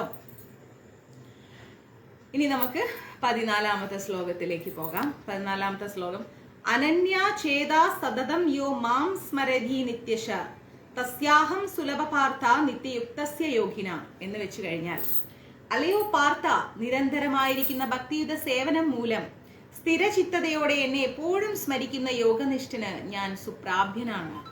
എന്താ പറയുന്നത്? ഭഗവാൻ പറഞ്ഞു കൊടുക്കാണ് അർജുനനോട്, അല്ലയോ പാർത്ഥ, നിരന്തരമായിരിക്കുന്ന ഭക്തിയുത സേവനം മൂലം. നമ്മൾ പഠിച്ചിട്ടുണ്ടല്ലേ ഭക്തിയുത സേവനം എന്താണെന്ന് നമുക്കറിയാം. നമ്മൾ കഴിഞ്ഞ ക്ലാസ്സുകളിലൊക്കെ ഭക്തിയുത സേവനം പഠിച്ചിട്ടുണ്ട്. അപ്പം ഇങ്ങനെ നിരന്തരമായിട്ട് നമ്മൾ ചെയ്യുന്ന ഭക്തിയുത സേവനം കൊണ്ട് നമുക്ക് ഉറപ്പായിട്ടും എന്താ സംഭവിക്കുന്നത്? ഭഗവാനെ സ്മരിച്ചുകൊണ്ടിരിക്കാനുള്ള ഒരു അനുഗ്രഹം ലഭിക്കും. ഇങ്ങനെ ഭഗവാനെ നിരന്തരമായി നമ്മൾ സ്മരിക്കുകയും നിരന്തരമായി ഭക്തിയുത സേവനം ചെയ്യുകയാണെങ്കിൽ ഉറപ്പായിട്ടും ഞാൻ സുപ്രാഭ്യനാണ്. ഭഗവാൻ പറയുന്ന അങ്ങനെയുള്ള ഒരാൾക്ക് ഞാൻ സുപ്രാഭ്യനാണ് പാർത്ഥ, ഞാൻ അവരുടെ കൂടെ ഉണ്ട് പാർത്ഥ എന്ന് പറയുന്നുണ്ട്. അപ്പൊ നമ്മൾ പക്ഷെ കാണുന്നില്ല നമ്മുടെ കൂടെ ഗുരുവായൂരപ്പൻ നിൽക്കുന്നത്. എവിടെ ഉണ്ട്? നമ്മൾ കാണുന്നില്ലല്ലോ. കാരണം നമ്മുടെ നഗ്ന നേത്രങ്ങൾ അതിന് മാത്രം യോഗ്യതയില്ല. ശരിയല്ലേ? നമ്മൾക്ക് അത്രയും യോഗ്യതയുണ്ടോ? നമ്മൾ അത്രയും ക്വാളിഫൈഡ് ആണോ ഭഗവാനെ നേരിട്ട് കാണാൻ? ചാൻസേ ഇല്ല. അപ്പോൾ നമ്മൾ എന്ത് ചെയ്യണം? നമ്മുടെ മനസ്സിൽ കാണണം, ഹൃദയത്തിൽ കാണണം. കണ്ണിനേക്കാൾ നമ്മൾ അല്ലെ ഹൃദയത്തിൽ, നീ എൻ്റെ ഹൃദയത്തിലുണ്ട് എന്ന് പറയും നമ്മൾ. അയ്യോ, ഞാൻ അന്ന് കണ്ട കാര്യങ്ങളെല്ലാം എൻ്റെ കണ്ണിൽ ഇപ്പോഴും ഉണ്ട്. പക്ഷെ ഹൃദയത്തിൽ പതിക്കുന്ന ആ ഒരു രൂപം ഒരിക്കലും മാഞ്ഞു പോവില്ല. അപ്പൊ എന്താ ചെയ്യേണ്ടത്? ഹൃദയത്തിൽ ഭഗവാനെ നമ്മൾ സമർപ്പിക്കുക. ഭഗവാനെ നമ്മൾ ഹൃദയത്തിൽ സമർപ്പണം ചെയ്യുക. ഹൃദയത്തിലൂടെ ഭഗവാനെ നമ്മൾ കാണാൻ ശ്രമിക്കുക. അപ്പോൾ ഭഗവാൻ എന്തായി? നമുക്ക് സുപ്രാഭ്യനാണ്. നമുക്ക് ഭഗവാൻ നമ്മുടെ കൂടെയുണ്ട്, കാണാൻ സാധിക്കും. അതിന് നമ്മൾ 2 കാര്യങ്ങൾ ചെയ്യണം എന്നാ പറയുന്നത്. ഭക്തിയുത സേവനം ചെയ്യണം, ഒപ്പം തന്നെ ഭഗവാനെ സ്മരിക്കണം. അപ്പൊ അതൊരു യോഗയായി. ആ യോഗ നിഷ്ഠയോടുകൂടി നമ്മൾ ചെയ്യുകയാണെങ്കിൽ ഭഗവാൻ നമുക്ക് സമീപസ്ഥനാണ്. ഭക്തിയോഗത്തിൽ ഉറച്ചു നിന്നുകൊണ്ട് ഭഗവാനെ സേവിക്കുന്ന ശുദ്ധ ഭക്തരുടെ ആത്യന്തികമായിരിക്കുന്ന പ്രാപ്യസ്ഥാനത്തെ, എന്താണ് പ്രാപ്യസ്ഥാനത്തെ ഈ ശ്ലോകം വിവരിച്ചു തരുന്നുണ്ട്. ഭഗവാനെ നമ്മൾ എങ്ങനെയാണ് ഭക്തിയോഗത്തിലൂടെ ഭഗവാനെ നമ്മൾ എങ്ങനെയാണോ സേവിച്ചുകൊണ്ട് ഉറപ്പിച്ച് നമ്മുടെ ഹൃദയത്തിൽ നിർത്തുന്നത്, അങ്ങനെ നിർത്തിക്കഴിഞ്ഞാൽ ഭഗവാന്റെ ആ ലോകത്തേക്ക് നമുക്ക് എത്താൻ സാധിക്കും എന്നുള്ളത് ഭഗവാൻ തന്നെ നമുക്ക് വിവരിച്ചു തന്നിട്ടുണ്ട്. ആർത്തൻ, ജിജ്ഞാസു, അധാർത്തി, ജ്ഞാനി എന്നീ 4 വിഭാഗത്തിൽപ്പെടുന്ന ഭക്തന്മാരെ കുറിച്ച് നമ്മൾ മുമ്പ് പഠിച്ചിട്ടുണ്ട് കഴിഞ്ഞ ക്ലാസ്സുകളിൽ. ആരൊക്കെ വന്നു എനിക്കറിയില്ല. ഈ യോഗാചര്യങ്ങളിലെല്ലാം ഒട്ടൊക്കെ ശക്തി അല്ലെങ്കിൽ ഭക്തി ഉൾച്ചേർന്നിട്ടുണ്ട് അല്ലെ. എല്ലാ രീതിയിലും നമ്മൾ 4 രീതിയിലുള്ള ഭക്തരെ കുറിച്ച് നമ്മൾ കഴിഞ്ഞ ക്ലാസ്സിൽ പഠിച്ചു. അപ്പൊ 4 രീതിയിലുള്ള ഭക്തർക്കും ബേസ്മെന്റ് എന്താണ്? ഭക്തി തന്നെയാണ്. കാരണം ആ ഭക്തി ഉണ്ടെങ്കിൽ മാത്രമേ ഭഗവാനോട് അടുക്കാൻ പറ്റൂ. ഭക്തി ഇല്ല എങ്കിൽ ഭഗവാനോട് അടുക്കാൻ പറ്റില്ല. ഭക്തി എന്ന് പറയുന്നത് കാട്ടിക്കൂട്ടലുകളുമല്ല, പ്രഹസനവുമല്ല. ഹൃദയം കൊണ്ട് ഭഗവാനോടുള്ള ഒരു പ്രമേയമാണ്, ഒരു പ്രേമമാണ്. അതിന് തുടക്കവുമില്ല, ഒടുക്കവുമില്ല. അങ്ങനെ നമ്മൾ ഭഗവാനോടൊരു ആത്മബന്ധം സൂക്ഷിക്കുക. ആരെയും ബോധിപ്പിക്കേണ്ട ആവശ്യമില്ല. നമുക്ക് എത്ര ഭക്തിയുണ്ട്, നമ്മൾ എന്ത് ചെയ്യുന്നു, ആരെയും ബോധിപ്പിക്കേണ്ട. കാരണം ഇവരാരുമല്ലല്ലോ നമുക്ക് മാർക്ക് ഇടുന്നത്, ഭഗവാനല്ലേ. അത് ഭഗവാൻ അറിയാം എത്ര മാർക്ക് തരണമെന്ന്. അത് ഭഗവാൻ ഓരോ വ്യക്തിക്കും കൃത്യമായി കൊടുത്തിട്ടുണ്ടാവും. മനസ്സിലാവുന്നുണ്ടോ? അപ്പോ പിന്നെ പറയുന്നു കർമ്മയോഗം, ജ്ഞാനയോഗം, ഹഠയോഗം ഈ പദ്ധതികളെ കുറിച്ചിട്ടും നമ്മൾ പഠിച്ചിട്ടുണ്ട്. ഇങ്ങനെയുള്ള യോഗാചര്യകളിലോടൊക്കെ ഭക്തി നന്നായിട്ട് അങ്ങോട്ട് ഉൾച്ചേർന്ന് നിൽക്കുന്നുണ്ട്. 4 ശുദ്ധഭക്തര്, യോഗാചര്യങ്ങൾ എല്ലാം സാരല്ല, ഇപ്പൊ എല്ലാത്തിലും എന്തുണ്ട്? ഭക്തി അടിസ്ഥാനമായിട്ടുണ്ട്. ജ്ഞാന കർമ്മ ഹഠയോഗങ്ങളുടെ സ്പർശനം പോലും ഇല്ലാത്ത ശുദ്ധ ഭക്തിയോഗത്തെയാണ് നിർദ്ദേശിക്കുന്നത്. ഒരു വഴിയും നമ്മൾ കുറുക്ക് വഴിയിലും പോകാതെ ശുദ്ധമായൊരു ഭക്തി, ഒറ്റ വഴിയുള്ളൂ, ഹരേ കൃഷ്ണ മഹാമന്ത്രം. ഒന്നും ചെയ്യണ്ട, ഹരേ കൃഷ്ണ മഹാമന്ത്രത്തിലൂടെ മാത്രം മുന്നോട്ട് പോവുകയാണെങ്കിൽ അതിനൊരു വ്യത്യസ്തമായ ഭക്തിയുടെ ഒരു ഭംഗിയുണ്ട്. അതിലേക്ക് ഭഗവാൻ പെട്ടെന്ന് അടുക്കും. മനസ്സിലാവുന്നുണ്ടോ? യഥാർത്ഥ ഭക്തിയോഗത്തിൽ ഭഗവാൻ ഭക്തന് കൃഷ്ണനിൽ മാത്രമേ താല്പര്യമുണ്ടാകൂ എന്ന് വെളിവാക്കുന്നു. യഥാർത്ഥ ഒരു ഭക്തി നമ്മുടെ ഉള്ളിലുണ്ടെങ്കിൽ ഭഗവാൻ കൃഷ്ണനോട് തോന്നുന്ന ഒരു പ്രണയം എന്ന് പറയുന്നതുണ്ടല്ലോ, വിവരിക്കാൻ പറ്റാത്തൊരു പ്രണയമാണ്. അതാണ് ഭക്തിയുടെ മൂർധന്യാവസ്ഥ എന്ന് പറയുന്നത്. സർവം കൃഷ്ണാർപ്പണമസ്തു, സർവവും കൃഷ്ണനിൽ സമർപ്പിക്കാൻ നമ്മൾ പഠിക്കും. അതായത് അനന്യാഛേദ എന്ന് പറയുന്നുണ്ട് ഇവിടെ. ഒരു നമ്മുടെ ഈ ശ്ലോകം തുടങ്ങുന്ന സമയത്ത് ഞാൻ കണ്ടു പ്രഭു, ഞാൻ വേറെ ഒരു കോൺകോളിലായിരുന്നു, ഒരു മീറ്റിംഗിലായിരുന്നു, ചാൻഡി മീറ്റിംഗിൽ. നാളെ വിളിക്കാം. ഞാൻ ക്ലാസ് കഴിഞ്ഞ് ഇപ്പോൾ തന്നെ പോയി കിടന്നു. അതും ഒരു 2.5 hours പോയി. അടുത്ത ഒരു പ്രൊജക്റ്റിനെ കുറിച്ചുള്ളൊരു ഡിസ്കഷനായിരുന്നു. അതുകൊണ്ടാണ് എനിക്ക് സെക്കൻഡ് കോൾ എടുക്കാൻ പറ്റാതിരുന്നത്. ഇവിടെ ഈ 14ാമത്തെ ശ്ലോകത്തിൽ പറയുന്നു അനന്യാഛേദ സതതം യോ മാം സ്മരതി നിത്യശ തസ്യാഹം സുലഭപാർത്ഥ നിത്യയുക്തസ്യ യോഗിന എന്നാ പറയുന്നു. അതായത് തുടക്കം തന്നെ അനന്യാഛേദ എന്ന് പറയുന്നുണ്ട്. അനന്യാചേത എന്ന വാക്ക് സ്വർഗലോകവാസമോ ബ്രഹ്മജ്യോതിസുമായിട്ടുള്ള ഏകീഭാവമോ ഭൗതിക ബന്ധങ്ങളിൽ നിന്നുള്ള വിമുക്തിയോ ശുദ്ധ ഭക്തൻ ആഗ്രഹിക്കുന്നില്ല. അല്ലെ, എന്താ പറയുന്നത്? സ്വർഗലോകവാസമോ, സ്വർഗലോകത്തിൽ താമസിക്കണമെന്നോ ബ്രഹ്മജ്യോതിസുമായിട്ട് നമ്മൾ അങ്ങ് ഇഴുകിച്ചേരണമെന്നോ ഭൗതിക ബന്ധങ്ങളിൽ നിന്ന് നമുക്ക് ഇവിടെ ജീവിക്കണോ ഇവിടെ ജീവിക്കേണ്ടായോ, ഇതൊന്നും നമ്മുടെ മനസ്സിലില്ല. ഒരു വെള്ളത്തിൽ ഇലയിട്ടാൽ ആ ഇല നേരത്തെ റൂട്ട് നിശ്ചയിക്കുന്നില്ല. എവിടെ പോകണം, എങ്ങനെ പോകണം, എന്തിനു പോകണം, ഏതിനു പോകണം, ഒഴുക്കിനനുസരിച്ച് അങ്ങ് പോകും. അതേപോലെ നമ്മളും അങ്ങ് പോകുന്നെ. ഭഗവാൻ എന്ത് തീരുമാനിക്കുന്നു അതുപോലെ. ഭഗവാന് നമുക്ക് എന്തെങ്കിലും തരണം എന്നുണ്ടോ? തന്നോളൂ. തരണ്ടേ? തരണ്ട.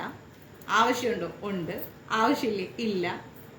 ആ മനോഭാവത്തിൽ മുന്നോട്ട് പോവാ. ഒന്നും നമ്മുടെ മൈൻഡിലില്ല, ക്ലീനാണ്.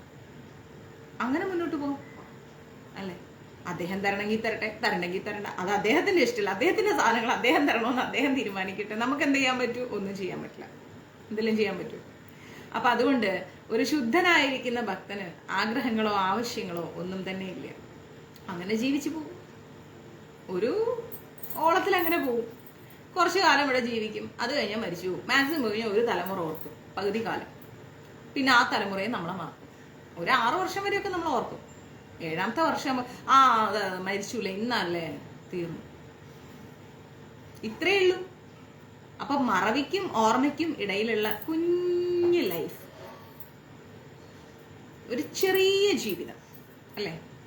ആ ജീവിതത്തിലെ ജനനം മുതൽ മരണം വരെ എന്തൊക്കെയുണ്ട് എന്നാലോചിച്ച് നോക്കിക്കേ.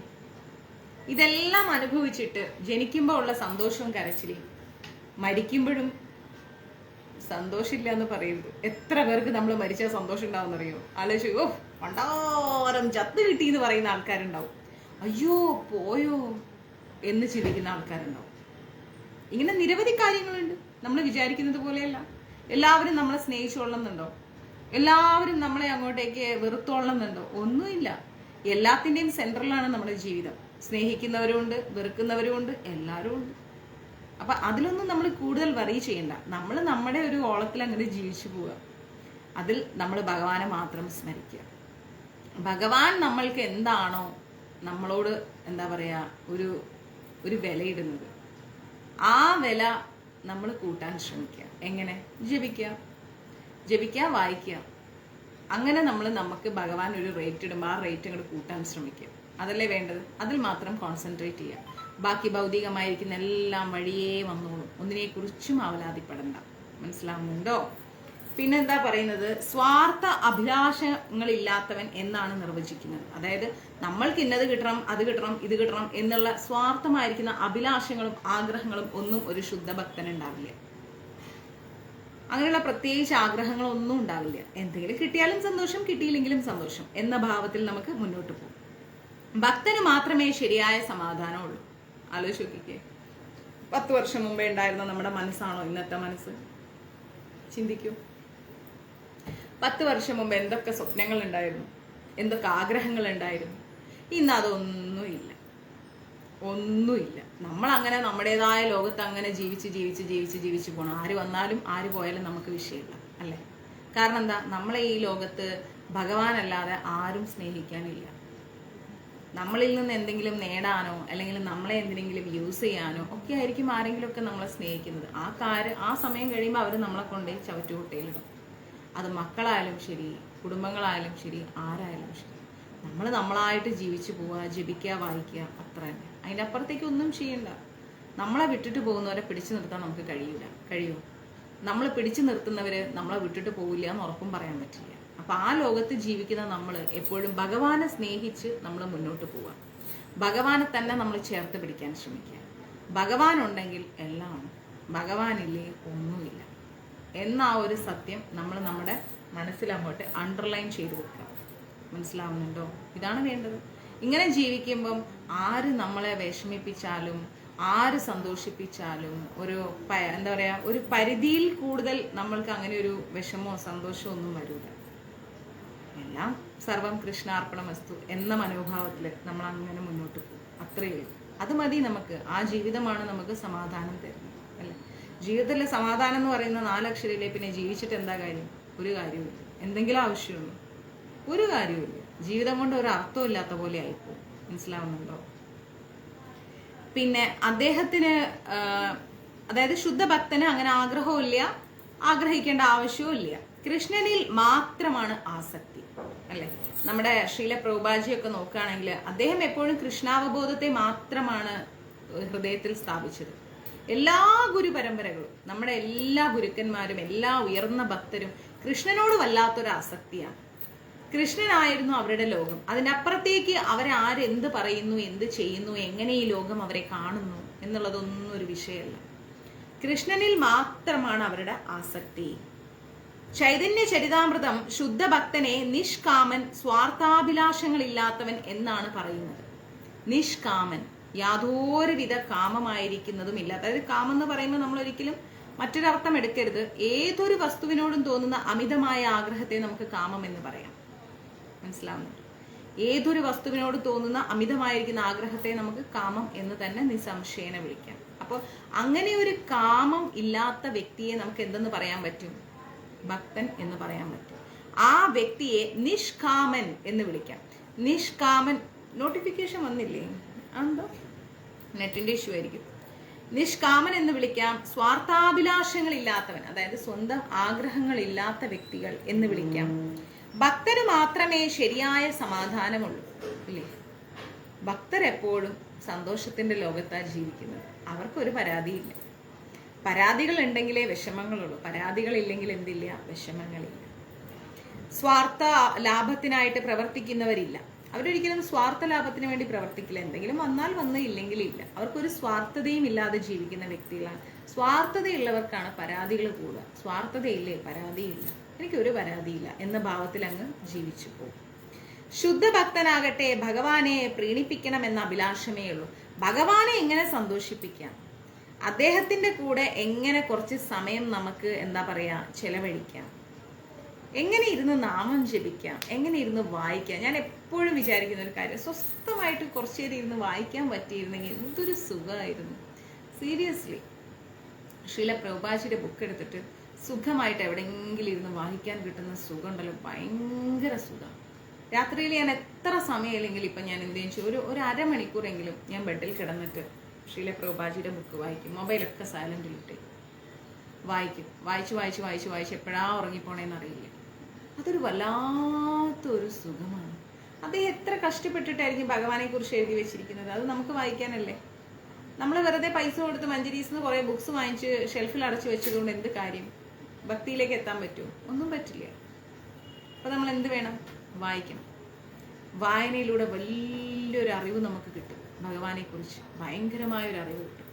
ആ അറിവിലൂടെ നമുക്ക് എന്ത് ചെയ്യാൻ പറ്റും? ഭഗവാനോട് അടുക്കാൻ പറ്റും. ഏറ്റവും മനോഹരമായൊരു ബുക്കുണ്ട്, കൃഷ്ണ ബുക്ക്, വായിക്കാൻ. ശ്രീല പ്രഭുപാജിയുടെ എല്ലാ ബുക്കും ഭയങ്കര സൂപ്പറാണ് കേട്ടോ. അതിനോളം ഭംഗിയുള്ള ബുക്സുകളൊന്നും ഇല്ലാന്ന് തന്നെ വേണമെങ്കിൽ പറയാം. കുട്ടി ബുക്സ് ഒരുപാടുണ്ട്. ഒത്തിരി കുട്ടി ബുക്സ് ഉണ്ട്. 90 രൂപയുടെ ഒക്കെ ഇഷ്ടം പോലെ ബുക്സ് ഉണ്ട് ശ്രീല പ്രഭുപാജിയുടെ. അതൊക്കെ വായിക്കുമ്പം എന്താ പറയാ, നമുക്ക് അങ്ങോട്ട് ഭയങ്കരമായിട്ടുള്ള അറിവാണ് കിട്ടുക. ഭഗവാനെ കുറിച്ച് അങ്ങോട്ട് വല്ലാണ്ട് അദ്ദേഹം എഴുതി വെച്ചിട്ടുണ്ട്. അപ്പോൾ അങ്ങനെയുള്ള പുസ്തകങ്ങളൊക്കെ വാങ്ങുക, വായിക്കുക, ജപിക്കുക, ഭയങ്കര രസം. അതൊക്കെ മനസ്സിലായി. അതൊക്കെ ഒരു ഭക്തിയുടെ ഭാഗമാണ്. അതൊക്കെ പ്രാക്ടീസ് ചെയ്യാം.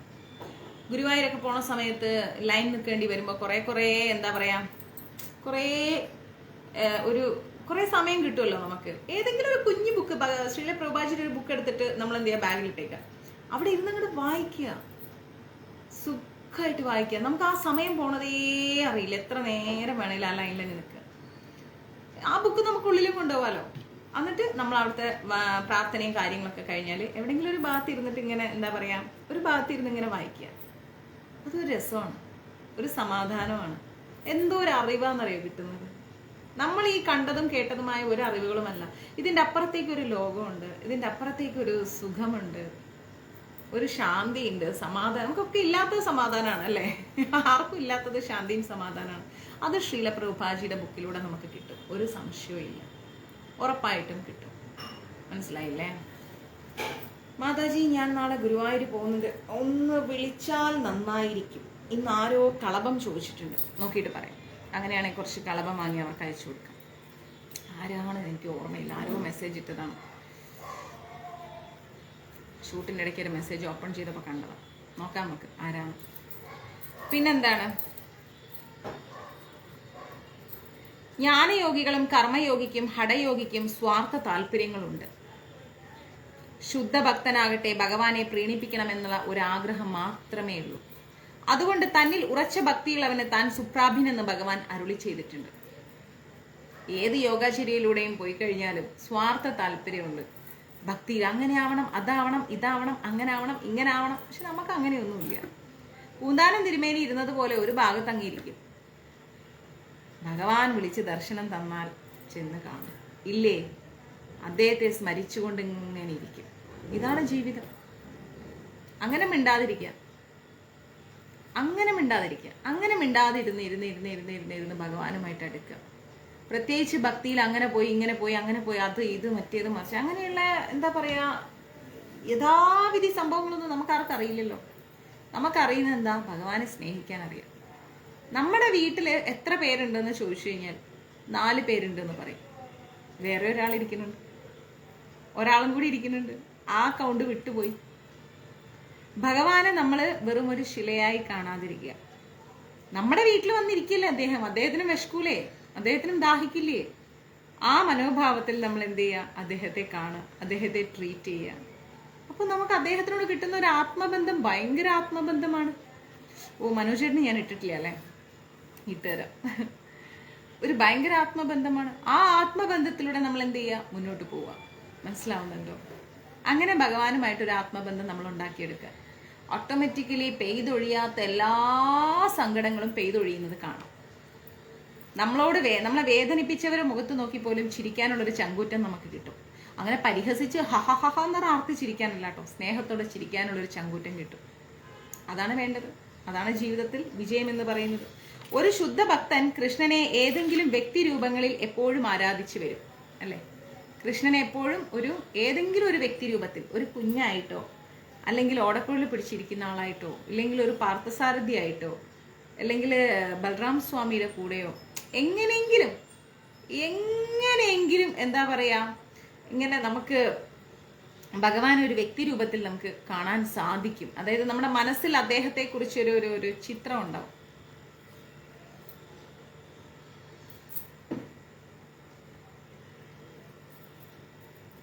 അത്രയുള്ളൂ രമണൻ പ്രഭു. നമ്മൾ മൈൻഡാക്കണ്ട. നമ്മുടെ വിശ്വാസം നമുക്ക്. അവര് പ്രാർത്ഥിക്കണ്ട. ബ്രഹ്മജ്യോതിയിൽ കുടുങ്ങി കിടന്നിട്ട് വീണ്ടും താഴേക്ക് തന്നെ വന്നോട്ടെ. നമുക്ക് അങ്ങനെയൊന്നും വേണ്ട. നമുക്ക് കുടുങ്ങി കിടക്കാൻ വയ്യ. നമുക്ക് വീണ്ടും ഭഗവാന്റെ ലോകത്തേക്ക് തന്നെ പോയാൽ മതി അല്ലേ. അതൊന്നും നമ്മൾ തിരുത്താൻ പോകണ്ട പ്രഭു. തിരുത്തി കഴിഞ്ഞാൽ അവരൊന്നും അക്സെപ്റ്റ് ചെയ്യില്ല. അപ്പൊ അതുകൊണ്ട് നമ്മൾ പറഞ്ഞു കൊടുത്തിട്ടും കാര്യമില്ല. കൃഷ്ണന് പലവിധം പൂർണ്ണ വിസ്തരണങ്ങളും അവതാരങ്ങളും ഉണ്ട് അല്ലെ. ഭഗവാൻ ഒരുപാട് എന്താ പറയാ, ഒരുപാട് വിസ്തരണങ്ങൾ ഭഗവാനുണ്ട്. ശ്രീരാമസ്വാമിയായിട്ട്, നരസിംഹസ്വാമിയായിട്ട്, അങ്ങനെ ഒത്തിരി അവതാരങ്ങൾ ഭഗവാൻ എടുത്തിട്ടുണ്ട്. ഒരു ഭക്തന് പ്രേമഭക്തി സേവനത്തോടെ മനസ്സിൽ ഉറപ്പിക്കാൻ ഭഗവാന്റെ ഏത് ദിവ്യരൂപത്തെയും തിരഞ്ഞെടുക്കാം. നമുക്ക് നരസിംഹമായിട്ട് ഭഗവാനെ പ്രാർത്ഥിക്കാം, ശ്രീരാം സ്വാമിയായിട്ട് പ്രാർത്ഥിക്കാം, പരശുറാം സ്വാമിയായിട്ട് പ്രാർത്ഥിക്കാം. എങ്ങനെ വേണമെങ്കിലും ഭഗവാനെ പ്രാർത്ഥിക്കാം. ആരും തടസ്സം പറയില്ല, ഭഗവാനും തടസ്സം പറയില്ല. എല്ലാം ഭഗവാനിലേക്കാണ് എത്തുന്നത് എന്ന പൂർണ്ണ ബോധ്യത്തോടു കൂടി നമുക്ക് പ്രാർത്ഥിച്ചിട്ട് പോവാം. മറ്റുവിധം യോഗചര്യങ്ങൾക്ക് ഏർപ്പെടുന്നവർക്ക് നേരിടാനുള്ള വിഷമ പ്രശ്നങ്ങളൊന്നും അങ്ങനെയുള്ള ഒരു ഭക്തനെ ബാധിക്കില്ല. വേറെ ഏതെങ്കിലും തരത്തിൽ ഭഗവാനിലേക്ക് അടുക്കാൻ ശ്രമിക്കുന്ന വ്യക്തികളാണെങ്കിൽ അയ്യോ അത് മുടങ്ങി ഇത് മുടങ്ങി അശുദ്ധിയായി അതായി ഇതായി അങ്ങനെ 100 കാര്യങ്ങളാണ്. പക്ഷെ നമുക്കോ ഹരേ കൃഷ്ണ കൃഷ്ണ കൃഷ്ണ ഹരേ ഹരേ, ഹരേ രാം രാം രാം ഹരേ ഹരേ, ഹരേ കൃഷ്ണ കൃഷ്ണ കൃഷ്ണ ഹരേ ഹരേ, ഹരേ രാം രാം രാം ഹരേ ഹരേ. ഇത് മാത്രമേ ഉള്ളൂ. ഇതിൽ ഭഗവാനെ നമ്മുടെ മനസ്സിൽ എങ്ങനെയാണോ തോന്നുന്നത് അതുപോലെ അങ്ങ് പ്രാർത്ഥിച്ചു പോയാൽ മതി. അല്ലാതെ അതിന് വലിയ വലിയ അനുഷ്ഠാനങ്ങളും നിഷ്ഠകളും അതും ഇതും അതൊന്നും സാധിക്കാത്ത ആൾക്കാരാണ് നമ്മൾ അല്ലെ. നമുക്ക് നമ്മുടെ ജീവിതത്തിൽ ഏറെ പരിമിതികളുണ്ട്. ഈ പരിമിതികളിൽ നിന്നുകൊണ്ട് കൃഷ്ണനെ സ്മരിക്കുക എന്ന് പറയുന്നത് വലിയ കാര്യം തന്നെയാണ്. അങ്ങനെ സ്മരിക്കുമ്പോൾ നമ്മൾ എന്ത് ചെയ്യാം? മഹാമന്ത്രത്തിലൂടെ സ്മരിക്കാം. ഭഗവാൻ നമുക്ക് സമീപസ്ഥനാണ്. അത്യന്തം പവിത്രവും ലളിതവും സുഖകരവും അത്രേ ഭക്തിയോഗം എന്ന് പറയുന്നത്. ലളിതമാണ്, സുഖമാണ്, പവിത്രമാണ് ഭക്തിയോഗം. ഹരേ കൃഷ്ണ നാമം ഉരുവിട്ടുകൊണ്ട് തന്നെ അത് ആരംഭിക്കാം. ഇതല്ലേ ഇപ്പൊ നമ്മൾ പറഞ്ഞത്. ഭഗവാൻ എല്ലാവരിലും ദയാലുവാണ്. എല്ലാവരോടും ഭഗവാൻ ഒരു ദയ തോന്നുന്നുണ്ട്. എന്നാൽ മുമ്പ് നമ്മൾ പറഞ്ഞതുപോലെ ഏകാഗ്രതയോടെ സേവിച്ചു വരുന്നവരിൽ അദ്ദേഹം ഭയങ്കരമായിട്ട് കനിവ് കാണിക്കും. അതായത് ഭഗവാനെ പൂജിച്ചുകൊണ്ടിരിക്കുമ്പോൾ വേറെ കഥ പറയാൻ പോകരുതെന്ന്. ഭഗവാനെ മാത്രം നമ്മൾ എന്ത് ചെയ്യണം? പൂജിച്ചുകൊണ്ട് സ്നേഹത്തോടെ മുന്നോട്ട് പോകും. അങ്ങനെയുള്ളവരോട് ഭഗവാൻ ഭയങ്കരമായിട്ട് കനിവ് കാണിക്കുന്ന പറയുന്നത്. അവരെ പല വിധത്തിലും ഭഗവാൻ സഹായിക്കുകയും ചെയ്യും. വേദഗ്രന്ഥങ്ങൾ കഠോപനിഷത്തിൽ പറയുന്നുണ്ട്, യമേ വൈഷ വൃണുദ്ധേ തേന ലഭ്യതസ്തശയ ആത്മാ വിവൃണു തേതനും സ്വാ എന്ന് വെച്ചു കഴിഞ്ഞാൽ, സമർപ്പിതനായിട്ട് ഭക്തിയോടെ, അതായത് സ്വയം നമ്മൾ ഭഗവാന്റെ മുന്നിൽ നമ്മളെ അങ്ങ് സമർപ്പിച്ചിട്ട് നല്ല ഭക്തിയോടെ ഭഗവാന്റെ സേവനത്തിൽ ഏർപ്പെട്ടാൽ അവിടുന്ന് അതേപടി പറയുന്നുണ്ട്. തിരിച്ച് അദ്ദേഹം എന്താ പറയുന്നത്?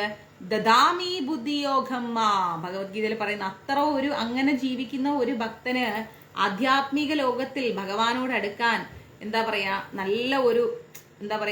നല്ല ഒരു ബന്ധം ഭഗവാൻ ഉണ്ടാക്കി തരും. മനസ്സിലായില്ലേ? അങ്ങനെ നമ്മൾ ജീവിക്കുകയാണെങ്കിൽ ഭഗവാനോട് അടുക്കാൻ ആധ്യാത്മിക ലോകത്ത് നല്ലൊരു ബന്ധം ഭഗവാൻ ഉണ്ടാക്കി തരുമെന്നാണ് പറയുന്നത്. അല്ലെങ്കിൽ നമുക്ക് എന്താണ്, അങ്ങനെ ഒരു ബന്ധം കിട്ടില്ല എന്നല്ല, സമയമെടുക്കും ഭഗവാനോട് അടുക്കാൻ.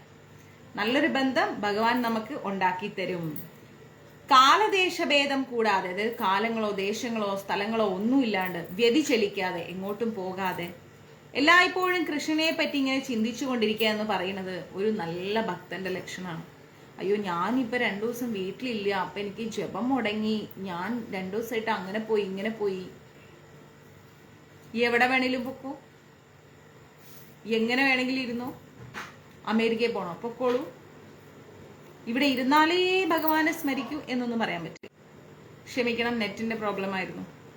അപ്പം നമുക്ക് ഏത് രീതിയിൽ വേണമെങ്കിലും, എങ്ങനെ വേണമെങ്കിലും, എവിടെ ഇരുന്നിട്ട് വേണമെങ്കിലും ഭഗവാനെ സ്മരിക്കാം. അതിനൊരു തടസ്സമില്ല, ഒന്നിനും തടസ്സമില്ല. അശുദ്ധി ആയിക്കോട്ടെ, ആരെങ്കിലും കുടുംബത്തെ മരിച്ചോട്ടെ, യാത്രയിലായിക്കോട്ടെ, അസുഖമായിക്കോട്ടെ. ഹരേ കൃഷ്ണ കൃഷ്ണ കൃഷ്ണ ഹരേ ഹരേ, ഹരേ രാമ രാം രാം ഹരേ കൃഷ്ണ കൃഷ്ണ കൃഷ്ണ ഹരേ രാമ രാം രാം ഹരേ കൃഷ്ണ കൃഷ്ണ കൃഷ്ണ ഹരേ ഹരേ, ഹരേ രാമ രാം രാം ഹരേ. ഇതിന് എത്ര നേരം വേണം? കാലം വേണ്ട, ദേശം വേണ്ട, നേരം വേണ്ട, ഒന്നും വേണ്ട. മനസ്സ് എപ്പോഴാണോ ബോധം മറയുന്നത് അതുവരെ സ്മരിക്കുക. അങ്ങനെ ബോധം മറയുന്നത് വരെ സ്മരിക്കുന്ന വ്യക്തി ബോധം മറഞ്ഞാലും അവബോധത്തോടു കൂടി നമ്മൾ സ്മരിക്കും. അതാണ് ഭഗവാനുമായിട്ടുള്ളൊരു ബന്ധം എന്ന് പറയുന്നത്. ആ നാമം നാവിൽ നിന്ന് പോവേയില്ല.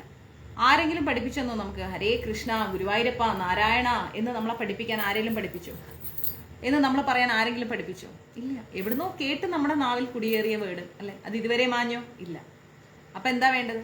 ഒരിക്കലും നമ്മൾ ജീവിതത്തിൽ നിന്ന് മാറ്റിവെക്കാൻ പാടില്ലാത്ത ആ ഭഗവത് നാമം എപ്പോഴും ജപിക്കുക, എപ്പോഴും സ്മരിക്കുക.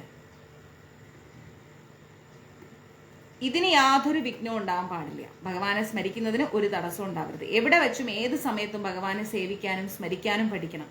ഭഗവാൻ വൃന്ദാവനത്തിലോ ഭഗവത് സമ്പർക്കം ഉണ്ടായിട്ടുള്ള സ്ഥലങ്ങളിലോ താമസിക്കണം എന്ന് പറയുന്നവരുണ്ട്. ചിലർ പറയും ഭഗവാൻ വൃന്ദാവനത്തിലായിരുന്നോണ്ട് നിങ്ങളും അവിടെ തന്നെ താമസിക്കണം, അല്ലെങ്കിൽ ഭഗവാന്റെ സമ്പർക്കം ഉണ്ടായിട്ടുള്ള സ്ഥലത്ത് താമസിക്കണം. എന്നാൽ ഒരു പരിശുദ്ധമായിരിക്കുന്ന ഭക്തന് എവിടെ ജീവിച്ചാലും ഭക്തിപൂർവകമായിരിക്കുന്ന സേവനം കൊണ്ട് ആ സ്ഥലത്തെ വൃന്ദാവനം പോലെ ആക്കിയെടുക്കാം. ചില സ്ഥലങ്ങളിൽ നമ്മൾ കയറി ചെല്ലുമ്പോൾ ഭയങ്കരം ഒരു വൈബ്രേഷൻ ആയിരിക്കും, ഇല്ലേ? ഒരു വല്ലാത്തൊരു പോസിറ്റീവ് എനർജി ആയിരിക്കും. ഭഗവത് സാന്നിധ്യം അവിടെയുണ്ട്, അതുകൊണ്ട് നമുക്കത് ഫീൽ ചെയ്യുന്നു. ഭഗവാനെ അങ്ങ് എവിടെയുണ്ടോ അവിടെയാണ് വൃന്ദാവനം. നിങ്ങളുടെ വീടും നിങ്ങൾക്ക് വൃന്ദാവനമാക്കാം, ഇല്ലേ? Super super. Subhash K Pillai, അദ്ദേഹം ഗുരുവായൂരാണ്. ഹരേ കൃഷ്ണ. നമ്മൾ എവിടെ ഇരിക്കുന്നോ അവിടെ നമുക്കൊരു വൃന്ദാവനമാക്കിയെടുക്കാം. അതിന് നമ്മൾ വൃന്ദാവനത്തിൽ തന്നെ പോയിരിക്കണം എന്നൊന്നുമില്ല. സാധിക്കും, അവിടെ പോകാൻ സാധിച്ചാൽ ഭയങ്കര ഭംഗി, അത് വേറെ കാര്യം. പക്ഷെ നമ്മൾ എവിടെയുണ്ടോ അവിടെ കൃഷ്ണനെയും വൃന്ദാവനത്തെയും നമ്മൾ ഉണ്ടാക്കിയെടുക്കണം. അതിനാണ് ഞാൻ ജപിക്കാൻ പറയുന്നത്. മനസ്സിലാവുന്നുണ്ടോ? സതതം, നിത്യശ എന്നീ വാക്കുകൾ നിർദ്ദേശിക്കുന്നത് പോലെ എല്ലായ്പ്പോഴും എന്നും മുടങ്ങാതെ ഒരു ഭക്തൻ കൃഷ്ണനെ ധ്യാനിക്കുകയും സ്മരിക്കുകയും ഒക്കെ ചെയ്യാണ്. ആർക്ക് ഭഗവാൻ സുപ്രാഭ്യനാകുന്നുവോ അങ്ങനെ ജീവിക്കുന്ന ഒരു വ്യക്തിക്ക് ഭഗവാൻ എന്തായാലും അടുത്തു വരും. ആ ശുദ്ധ ഭക്തന്റെ സവിശേഷ ഗുണമാണ് എന്ത്? ഭഗവാൻ എവിടെയുണ്ടോ അവിടെ വൃന്ദാവനമാക്കി മാറ്റുന്നത്, അല്ലെ? നമ്മൾ എവിടെ ഇരിക്കുന്ന അവിടെ വൃന്ദാവനമാകും. ഭഗവാനെ നമ്മൾ ക്ഷണിച്ചു വരുത്തിയിരുത്തും. മറ്റേതിനേക്കാളും ശ്രേഷ്ഠമാണ് ഭഗവത്ഗീത ഭക്തിയോഗത്തെ കാണുന്നത്. അതിനെ കുറിച്ച് പറയുന്നതും വളരെ ശ്രേഷ്ഠതയാണ്. ആരാധനാ പദ്ധതി അനുസരിച്ച് ഭക്തിയോഗികൾ 5 രീതിയിലുള്ള ഭക്തിയോഗികളുണ്ട്. ആരാധനാ രീതിക്ക് അനുസരിച്ച് 5 രീതിയിലുള്ള ഭക്തിയോഗികളുണ്ട്. ശാന്തഭക്തൻ, അതായത് നിഷ്പക്ഷഭാവേന ഭക്തിപരമായ സേവനത്തിൽ ഏർപ്പെടുന്നവനെയാണ് ശാന്തഭക്തൻ എന്ന് വിളിക്കുന്നത്. ദാസ്യഭക്തൻ എന്ന് വെച്ചു കഴിഞ്ഞാൽ ദാസനെ പോലെ സേവിക്കുന്നവൻ, ആരെയും ദാസനെ പോലെ സേവിക്കുന്നവനെയാണ് ശാന്തഭക്തൻ എന്ന് പറയുന്നത്.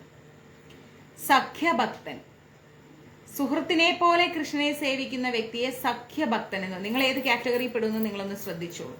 അതായത് ശാന്തഭക്തൻ എന്ന് പറഞ്ഞാൽ നിഷ്പക്ഷഭാവേന, ഒന്നും അങ്ങോട്ടും ഇങ്ങോട്ടും ഇല്ലാത്ത രീതിയിൽ നിഷ്പക്ഷമായി നിന്നിട്ട് ഭഗവാനെ സേവിച്ചു കഴിഞ്ഞാൽ അത് ശാന്തഭക്തനായി. ദാസ്യഭക്തൻ എന്ന് പറഞ്ഞാൽ ദാസനെ പോലെ ഭഗവാനെ സേവിച്ചു കഴിഞ്ഞാൽ ദാസ്യഭക്തനായി. സഖ്യഭക്തൻ എന്ന് വെച്ച് കഴിഞ്ഞാൽ സുഹൃത്തിനെ പോലെ കൃഷ്ണനെ കണ്ടു കഴിഞ്ഞാൽ സഖ്യഭക്തനായി, സഖ്യം ചെയ്തുകൊണ്ടിരിക്കുന്നത്. വാത്സല്യഭക്തൻ, അതായത് മാതാപിതാക്കളെ പോലെ സ്നേഹിക്കുന്നവൻ. ഒരു അച്ഛനും അമ്മയും എങ്ങനെയാണ് ഒരു കുഞ്ഞിനെ സ്നേഹിക്കുന്നത് അതുപോലെ സ്നേഹം കൊടുത്തു കഴിഞ്ഞാൽ വാത്സല്യഭക്തനായി. മാധുര്യഭക്തൻ, അതായത് കൃഷ്ണനെ സ്വയം പ്രേമഭാജനത്തെ പോലെ സേവിക്കുന്നവൻ, ആ വ്യക്തിയെ മാധുര്യഭക്തൻ എന്ന് പറയും. ഏത് രീതിയിലായാലും ശുദ്ധഭക്തൻ എന്ന് പറഞ്ഞു കഴിഞ്ഞാൽ പ്രേമബോധത്തോടുകൂടി ദിവ്യമായിരിക്കുന്ന ഭഗവത് സേവനത്തിലേക്ക് അങ്ങ് എപ്പോഴും ഏർപ്പെട്ടുകൊണ്ടേയിരിക്കും. ദിവ്യമായിരിക്കുന്ന ഒരു ബന്ധത്തിൽ, ആ സേവനത്തിൽ എപ്പോഴും ഏർപ്പെട്ടുകൊണ്ടേയിരിക്കും. ശുദ്ധഭക്തന് കൃഷ്ണനെ മറക്കാൻ സാധിക്കില്ല, ഒരിക്കലും സാധിക്കില്ല. അങ്ങനെയുള്ളവർക്ക് ഭഗവാൻ എപ്പോഴും അടുത്തുണ്ട്. കാരണം ഭഗവാനെ സ്മരിക്കാനാണ് ഭഗവാൻ പറയുന്നത്. അതിനാൽ ഭഗവാനും സ്വഭക്തനെ ക്ഷണനേരം മറക്കാൻ കഴിയില്ല. കുറച്ചു നേരത്തേക്കെങ്കിലും ഭഗവാൻ നമ്മളെ മറക്കില്ല. നമ്മളാണ് എന്താ ചെയ്യുക, അയ്യോ ഞാനിന്ന് നേദ്യം വെച്ചില്ല, അയ്യോ ഞാനിന്ന് വെള്ളം മാറ്റിയില്ല, ഇത് നമ്മളെങ്കിലും ഇത്രയെങ്കിലും മറക്കില്ല, അത്രയെങ്കിലും നമ്മൾ ചെയ്യും. പക്ഷെ ഒരു സെക്കൻഡ് പോലും ഭഗവാൻ നമ്മളെ മറക്കില്ല. അതാണ് ഭഗവാൻ നമ്മളോടുള്ള സ്നേഹം എന്ന് പറയുന്നത്. ഹരേ കൃഷ്ണ കൃഷ്ണ കൃഷ്ണ ഹരേ ഹരേ, ഹരേ രാമ രാമ രാമ ഹരേ ഹരേ. ഇതാണ് ആ മന്ത്രത്തിന്റെ ശക്തി. ഈ ശക്തിയിലൂടെ നമ്മൾ ഭഗവാനെ സേവിക്കുകയാണെങ്കിൽ നിശ്ചയമായിട്ടും ബിന്ദമ്മ പിന്നെ ഈ ശക്തിയിലൂടെ നമ്മൾ സേവിക്കുകയാണെങ്കിൽ ഭഗവാൻ നമ്മുടെ തൊട്ടടുത്തുണ്ടാവും. നമുക്കത് ഫീൽ ചെയ്യാൻ പറ്റും, തീർച്ചയായിട്ടും ഫീൽ ചെയ്യാൻ പറ്റും. ഓക്കെ, അപ്പം ഇന്നത്തെ ക്ലാസ് വൈൻഡപ്പ് ചെയ്യണം. നല്ല ഉറക്കം വരുന്നുണ്ട്, ശരിക്കും ഉറക്കം വരുന്നുണ്ട്. ഇനി പറഞ്ഞാൽ ശരിയാവില്ല, അതുകൊണ്ടാണ് ക്ഷമിക്കണം. ഇന്നലെ രാത്രിയൊക്കെ ഷൂട്ടുണ്ടായിരുന്നു, രാവിലെ ഷൂട്ടുണ്ടായിരുന്നു. കുറച്ച് സമയത്തിലെത്തിയിട്ട് വന്ന് കുറച്ച് കാര്യങ്ങളൊക്കെ കഴിഞ്ഞ് അപ്പം എല്ലാവരോടും നിരുപാധികം ക്ഷമ ചോദിക്കുന്നു. വയ്യ, നാളെ അന്നദാനമുണ്ട്. ഇപ്പോൾ സമയം 10 ഇപ്പം ഞാൻ കിടന്നാലേ എനിക്ക് ഏർലി മോർണിംഗ് എഴുന്നേൽക്കാൻ പറ്റും. അതുകൊണ്ടാണ് നാളെ ആണെങ്കിൽ ഒരു 100, 100, 150 പേരുടെ ഭക്ഷണം കൊടുക്കാനുണ്ട്, അതൊക്കെ ഉണ്ടാക്കണ്ടേ. അപ്പം അതുകൊണ്ട് ഉറങ്ങാൻ പോവാണ്. നാളെ കാണാം. നാളെ അന്നദാനമുണ്ട്, നാളെ നിർജ്ജല ഏകാദശിയാണ്. എല്ലാവരും ഭക്ഷണം കഴിച്ച് സ്വസ്ഥമായിട്ട് സന്തോഷമായിട്ടിരിക്കുക, സമാധാനത്തോടെ ഇരിക്കുക. ഹരേ കൃഷ്ണ കൃഷ്ണ കൃഷ്ണ ഹരേ ഹരേ, ഹരേ രാമ രാമ രാമ ഹരേ ഹരേ. ഹരേ കൃഷ്ണ, സർവം കൃഷ്ണാർപ്പണമസ്തു. പ്രഭുപാദ് കി ജയ്, ഗുരു മഹാരാജ് കി ജയ്, രാധാ പവനപുരേഷൻ കി ജയ്. എല്ലാ അനുഗ്രഹം ഉണ്ടാവും. ഭഗവാൻ നിങ്ങൾക്ക് സമീപസ്ഥനായിരിക്കട്ടെ. ഹരേ കൃഷ്ണ.